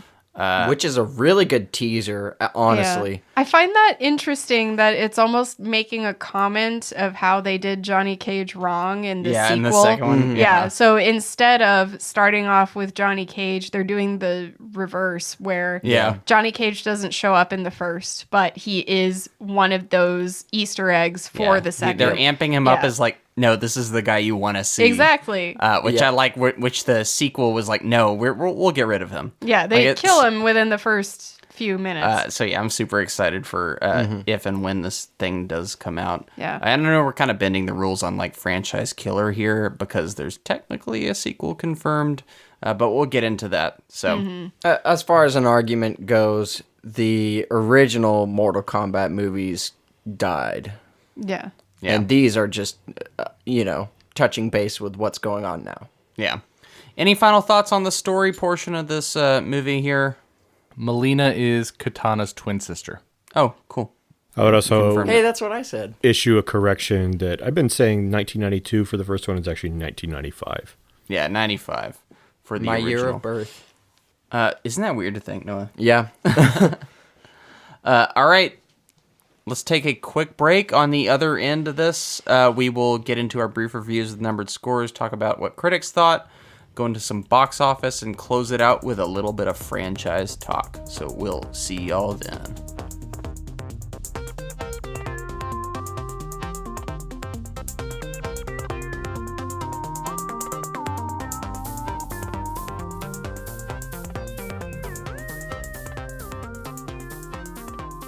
Welcome back. Let's talk Mortal Kombat 2021. Fight. David, you want to pick a score at random there? Yes. First up, AJ. 5.5. Fatality. So, this movie I actually enjoyed it. I didn't have high hopes going into it. I kind of expected maybe a lot of polish and not so much substance. But I actually enjoyed the action sequences, the choreography, cinematography. Actually, I think was pretty well done. Special effects were all very well done. Really, all around characters in general. I mean, I thought Kano was actually spot on. He was entertaining. That I think kind of helped things keep the levity amidst all the gore and stuff. Even, I guess, Sonya, who can be kind of seen as a throwaway character, especially in other iterations, was pretty well done. Honestly, it comes down to, the central character. I don't have a problem with, the plot contrivance of not necessarily a traditional tournament or creating a character for this movie, but his motivation just was not there. So it was hard to get behind him. I mean, he was all right. He wasn't terrible, but I just wish he had some more motive, oomph. really. Yeah. Yeah, and just some more emotionality, some more emotional draw, really, just to get you behind him instead of him turning into Aquaman and talking to dolphins, pretty much. I don't know. I mean, the fight sequences were great. Kind of what I would expect a Mortal Kombat movie to be. I just think that they had an opportunity to really get a decent story together because overall it had pretty good continuity, I think. It just, the motivation for things was not there. Especially with the rules of like, oh, we can just, we've been cheating this whole time. We can just kill people whenever. We don't have to have a tournament. It's like, okay, well, that just kind of defeats the purpose of the whole everything, I guess. So, like, that was kind of unnecessary. I had a good time overall. I just needed a bit more character from the main character and a bit more story. So I think 5.5 is fair for that. Next up, David, also with a 5.5. Again with the third person. Yeah, I always do it. 5.5. I think I'm going to bump it up to a 6. Watching it the second time around, especially the intro scene, it just makes me realize just how close they were to just nailing it. And then and it really does hold your attention. It does seem like it's a third act problem. Second act problem? It's a problem. And Problem of tension starts in the first act, actually. Yeah. It just doesn't resolve in the third act. So Yep. yeah. Well, I really liked what they did in the beginning, and I liked the character's introduction throughout. I really liked the cinematography. I thought the CGI, especially now that I know what the budget is actually pretty amazing, which is important to me. And overall, the energy is high. But in the end, the plot just loses me. I don't care about Cole. I don't care about Liu Kang, who are two essential characters in this movie. So if you're going to hype up Scorpion, use them, and don't let your other characters fall. So I'm going to leave it at a 6 and say I'm looking forward to the sequel. Never give up hope. never surrender. Never give up hope. What is going on with your arms? Noah with a 6.5. Yeah, I as soon as we sat down and I thought about it a little bit more, I had decided that I was going to take it down. Oh, Noah, wait till you hear my score. I'm sorry. I know it's 6.5. You gotta let him. Evil. It's not evil. I'm not going to take it down like anything like 2 points or 3 points or whatever. It's just going to be a 0.5 down. So we're meeting at a 6. Yeah, 6. I was considering a 5.5, but, you know, I believe I rated the first Mortal Kombat a 6, and I would not call this worse than the first Mortal Kombat. Definitely not. But the nostalgia carries the first Mortal Kombat, so I would watch the first Mortal Kombat more times than I would watch this one. Therefore, Interesting. it meets at the 6. Yeah. I think they both are 6s in my book. This is a more quality version of it, and it does have flaws, but it is better made than the original Mortal Kombat. But the flaws in this are just that I don't really care that much about it. All of this stuff might be happening that's cool, and I might, you know, laugh at Kano's jokes, or I might enjoy a fatality, and I'll think it's cool. But ultimately, I'm thinking, well, what's the point here? What are we doing here? I don't really like the main character that much. I don't hate him, but he's just kind of boring to me. They've done my main man Liu Kang dirty. He's just, I don't know, there. And I just would have liked to have seen, as AJ said, a little bit more motivation from the main character, and a little bit more of an ambitious story.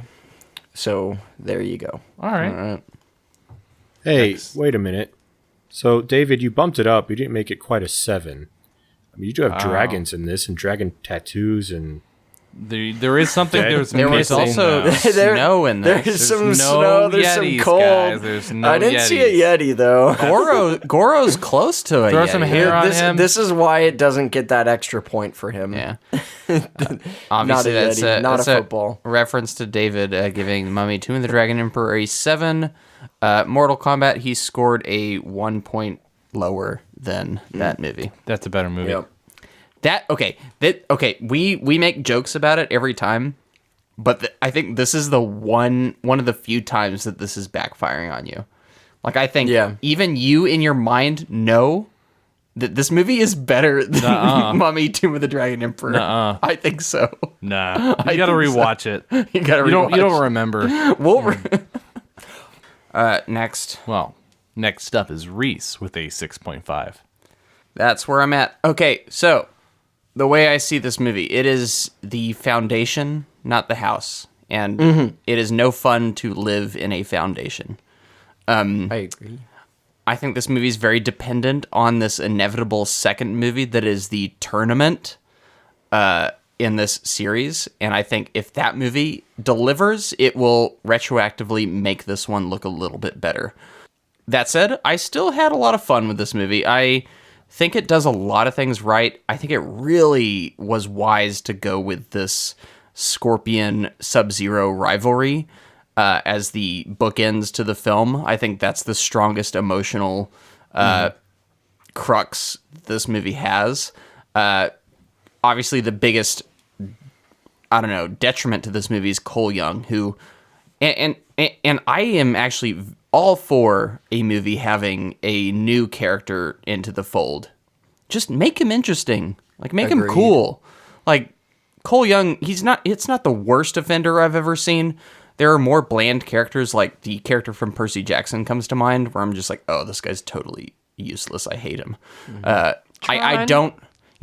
don't hate Cole Young. I just think he's totally white bread compared to all the other flavors in this movie that you could have gone with as your protagonist. But that said, there's a lot of, the movie has a lot of good energy that we've said already. There's a lot of fun fights. I think it kind of falls apart in the end, which is weird because some of the best moments are in the end as well. It just, from an editing standpoint, really kind of falters for some reason, and I do think that was maybe due to time constraints, finishing the movie and getting it out in time. Who knows? But it just kind of fumbles that third act because of it. Just the pacing is just weird there, and it just seems like it's fast forwarded versus this long wind up they had before. The training arc was about 5 minutes. So the pacing is all over the place. The editing's not great, but I do think it there's never a moment in this movie where I'm just, oh, that was awful. Like, it's at least competent, and then there's moments where I truly felt something and I was like, oh, that's cool, they nailed that. And it's, as I said, it is a wind-up punch without the punch. Yeah, like, that's this movie. It's a slight positive. Yeah, so that's kind of where I'm at with it. It's a movie I'm not going to say, like, oh, they should just reboot it again. Like, I think they've done enough good here to move forward with. Like, you can recover from here, and I'm not going to dismiss this movie. But it's also definitely not a perfect product, and yeah, it's flawed in many ways. But I still had a good time, so I had a 6.5 seems appropriate, just on the verge of being like a positive. Like, I'm mildly positive on this one. I'll just say that. Yeah. Well, I think to end it off, we should go with the most positive person in the group. Yay! Irina. What'd you give this? Wait. Let me guess. No, don't. Just Let me guess. 10 out of 10. No. Let me guess. 10 millions. 7.5. No, it's a 7. Oh, well. So I had a lot of fun with this, and I know that when I was talking about it, I sounded pretty negative, and it's because I can be realistic about its failings, which there are some, but they're not terribly egregious failings either.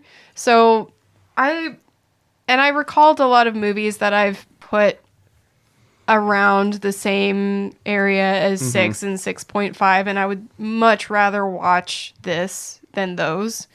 And it's mostly because the subject matter is more forgiving. I think it's if you are doing a Mortal Kombat film, as long as you at least pay attention to the characters in a way that shows you have some kind of loving care to them, I will probably enjoy it. So I did appreciate what they did with a lot of the characters they included, of which there are many. And they did have the foresight to see that Johnny Cage is a favorite that will pull people to watch more, as well as the fact that Reptile isn't as interesting, and so he's one of the first to be knocked out. Yeah, and they didn't want to make it any more complicated. They show an awareness of like they what show people, an awareness. Like, yeah. So I think I appreciated that. I do believe there were time constraints, because that makes a lot more sense with this product that I'm seeing before me, where there are a lot of really good moments where I feel like they know their character, and then others where it felt like the first iteration of storyboarding and they just had to go with it, you know? So I'm disappointed because I feel like there was a better movie here if they had more time. So I'm feeling pretty positive, and I'm falling in line with you, Reese, where you're saying this is the foundation, not the house. I think it was a very good call not to rush into the Mortal Kombat like actual face-off, especially if you're wanting to do a franchise. There are so many movies out there that they just want to get to the big showcase, you know, and they rush to it and they don't do it justice. So I'm hopeful that this will build into something more. This may be the lesser movie of the franchise, but I still had fun with it, and I'm excited to see what they do next. Yeah. So, All right. I want AJ, to say, so I know at the top of the episode, we had some comments about the movie kind of feeling like a tonal mishmash, and I actually disagree with that. I think the tone it's spot on for me. Now, granted, I don't have, I guess, the expectations of, or being tied to the story of the games or anything. But, yeah, I thought tone was one of the stronger points. Yeah, and that's something that I thought was a mishmash to begin with, but I kind of talked myself out of that a little bit. I think we had a conversation midway through this episode where I was like, oh, you know, the movie pretty much lays its cards out on the table right from the beginning with that, even though it was more serious, with just the kind of ridiculousness of that scene in the beginning. So I could be bought into that argument. So I'm still not entirely convinced on the tone. I think it is a set tone for it, and it is kind of a combination of the things, but I just think that perhaps it would have worked better if they had like fully gone in the campy route or fully gone in the serious route with maybe hints of camp. Yeah. I just didn't. I think the problem was there's like sometimes it has self-awareness and sometimes it doesn't. Yeah. Or it doesn't seem to, and that's more what I don't know. Yeah. Anyway, AJ, it's you want just a suspension of disbelief in some cases would be mitigated by picking a direction. Yeah. AJ, you want to crunch those numbers for us on this one? So, Mortal Kombat 2021 has a group average of 6.2. That ties it with The Chronicles of Narnia, The Voyage of the Dawn Treader, Dragonheart, 2010, the year we make contact. And then we have below that, at a 6.0, Pirates of the Caribbean on Stranger Tides and Cowboys and Aliens. And above it, at a 6.4, is 28 Weeks Later. I actually think that's almost perfect. 28 weeks later. Should not. That movie's amazing, and it should forgot all be higher. these 6.3s. Sorry. Oh. Dune, the David Lynch version, Yeah. 6.3. Clash of the Titans, 1981. Pirates of the Caribbean at World's End. And The Never-Ending Story. Those had 6.3s. Interesting. That's fair. I think that's fair for this one. I think the 6 ranges, I'm okay with it. I think for me 7s and up would have been a little too high, but also 5s are a little too low. I think 6s are fair. Yeah. All right. So with the 6.2 from us, let's move on to what critics thought. Let's see how closely aligned we are with them. Before that, just throwing out there, 4.9 was what the 1995 group average was. So. Yeah, and I think 3 and weirdly like 3.6 or something for Annihilation, which I think is weirdly too high, even though 3.6 is I think very low. 3.6 is pretty fair. Because Mr. Annihilation Debbie Downey wasn't in that episode. That's is why. bad. Yeah. But I would have loved to hear your review on that one, AJ. I think it might have been like a oneer for you, if I had to guess. But I digress. Let's move on. On Rotten Tomatoes, this movie has a 54% from critics and an 86% from audiences. interesting. On Metacritic, it has a 44 with an audience score of 6.2, which is exactly tied with us. Kind of opposing here. I actually think the theater watch of this might be better than the home theater watch of this. And on IMDb, it has a 6.1. So very much in the same range here. There's a couple of instances in Metacritic where the critics went a little lower. On Rotten Tomatoes, audiences went a little higher. but I would say decidedly mixed reviews for Mortal Kombat. One sidebar here is it is one of the better reviewed movies based off a video game, so it's on the upper side of that. They're starting to finally crack the code on video games. I feel like this one's kind of on the fence there, but we've had a number of fresh video game adaptations since. You got Sonic and Sonic 2 both coming in fresh. That Angry Birds 2 movie was fresh. Really? Detective Pikachu, fresh. Tomb Raider, Alicia Vikander. Tomb Raider was very close. That's in the same range as Mortal Kombat, even though I think that movie's better than this one. That was also in the 50s, and Mortal Kombat's also in the 50s. So just under fresh for these two. Reese, you want to hear me say something that's going to make you mad? I would watch the Warcraft movie before this one.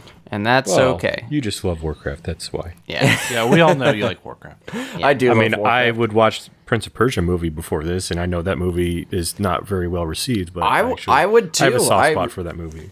I actually really like the Prince of Persia and movie. I have a soft spot for the Assassin's Creed movie. I think That one's good. That one's I don't think that one's very flawed of a. It's a video game strange movie. It's Like, weird, like- but I don't think it's very flawed. Well, they got like compared to an others. art house director to do a video game movie, and it's not a successful adaptation, but it's a fascinating one. I'd rather watch Tomb of the Dragon Emperor.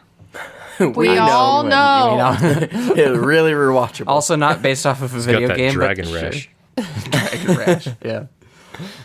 All right, box office. It's going to be released wide on April 23rd in 2021. This is kind of like in the middle of COVID still, although vaccinations are out there and people are kind of slowly making their way back into the theaters at this time. So also playing at the time, or this movie released the same weekend, Demon Slayer the movie, Mugen Train, and Mugen. Weeb. And also playing at the time was Godzilla vs. Kong, Nobody, and Raya and the Last Dragon. So what do we think Mortal Kombat 2021 did worldwide off a budget of $55 million? I'll volunteer. All right, AJ. So 55, I'm going to go with our kind of rule of thumb where getting a sequel is about triple the budget. So I'm going to shoot 175. Let's do that. 175. All right, Noah. I'm gonna aim low, with the thought behind this being that the director had something of a plan for the sequel and managed to convince others around it, and say 75. 75. David. AJ's close. I was. Do I want to go above or below? I'm gonna go ahead and say 150. 150. So above AJ. No, Arena. below AJ. No, he said 125. 175. You said 175. Oh, sorry, 175. 175. Okay. Arena. Let's go 97. 97. Noah, you said 75? Yep. All right. Noah, you are closer. It was close, though, Irina. You were very close. The movie did 84 million dang. worldwide. Okay. Doesn't sound so good, right? Against that $55 million budget, correct? Yeah. Okay. But caveat. Big coronavirus caveat here. Exactly.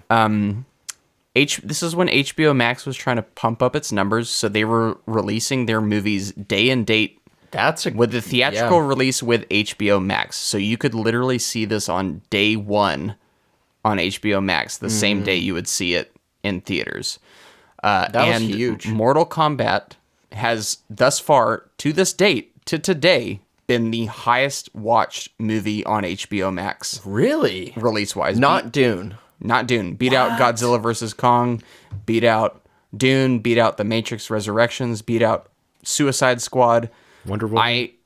Beat out Wonder Woman. Well, Wonder Woman was before it, but it kind of did the same thing. But yeah, this is the number one. And don't quote me, but I think the number was 4.1 million viewers opening weekend. So while it's box office, it did open number one. It beat Demon Slayer barely.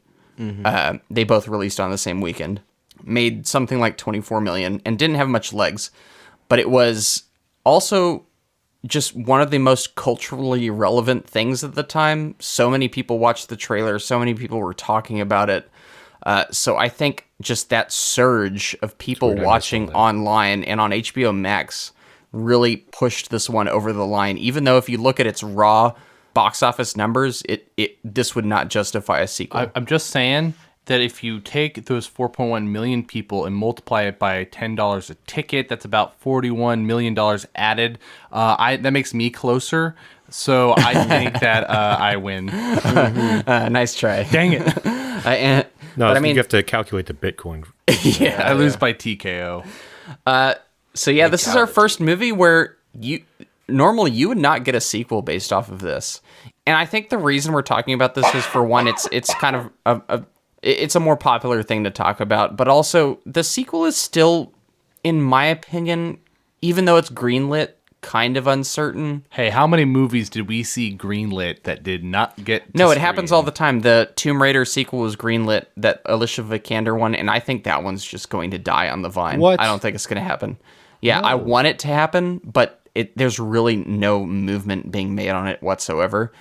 I think there's more hope for this sequel, so I am actually leaning on the edge of this actually happening.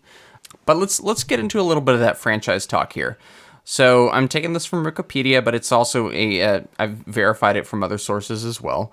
So I'm just going to read. So regarding the continuation of the film series, the film's producer Todd Garner revealed to Collider that there is a possibility of a Johnny Cage-centric standalone film. Oh. I don't think that's happening.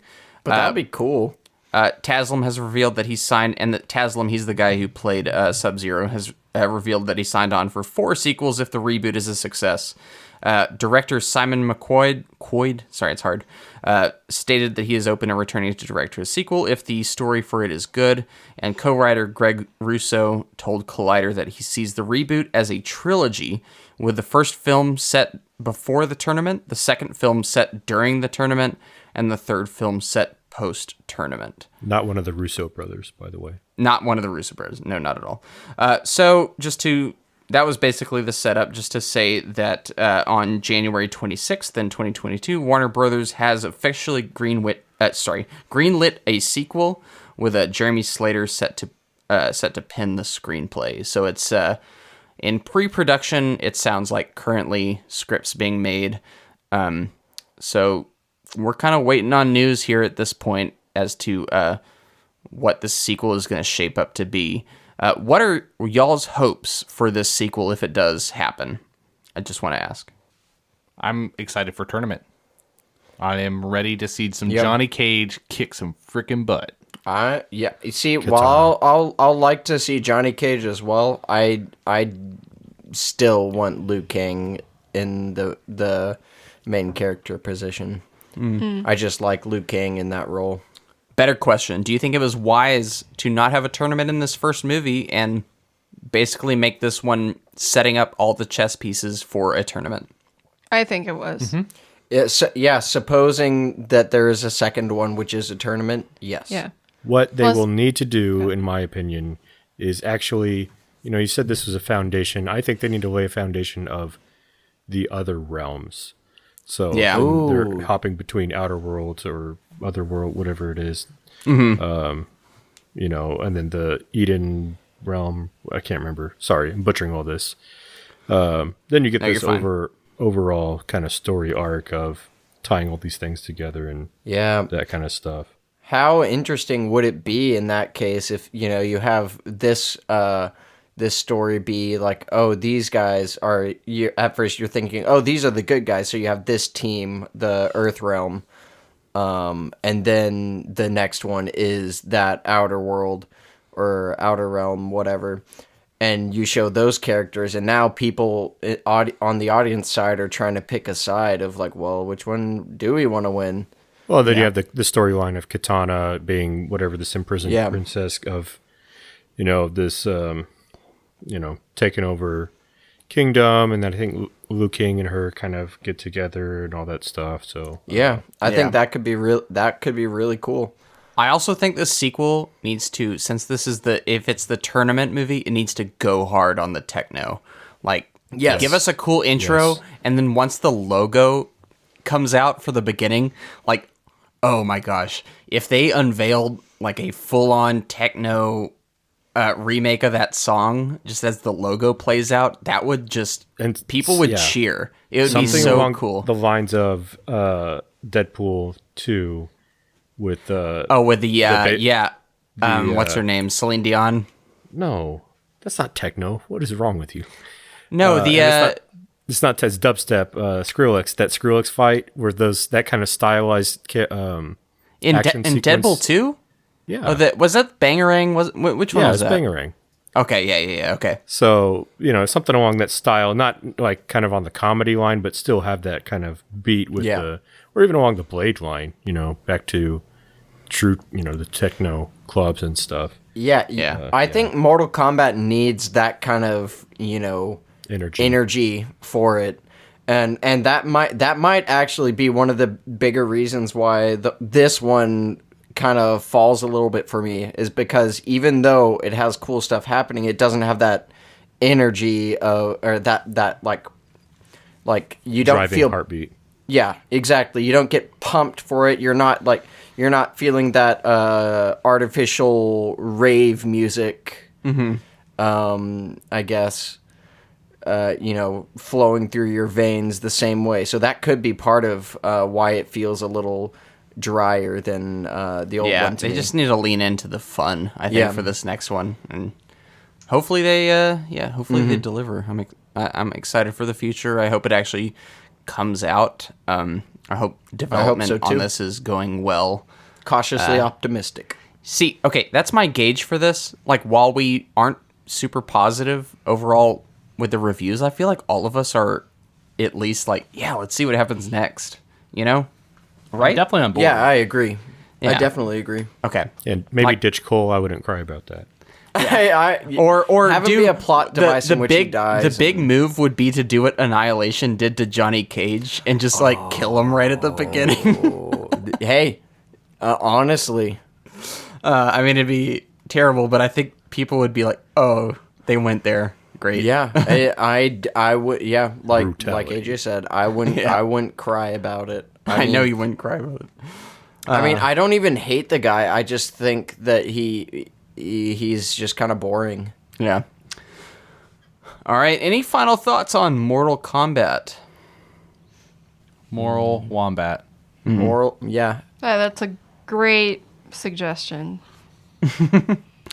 All right. Next week, we're moving on to a different franchise, Highlander. Yeah, Highlander. And this is I like this miniseries. There's weird connections between all of these in terms of like actors and in terms of destiny and People dying. one-on-one fights, people dying. McLeod!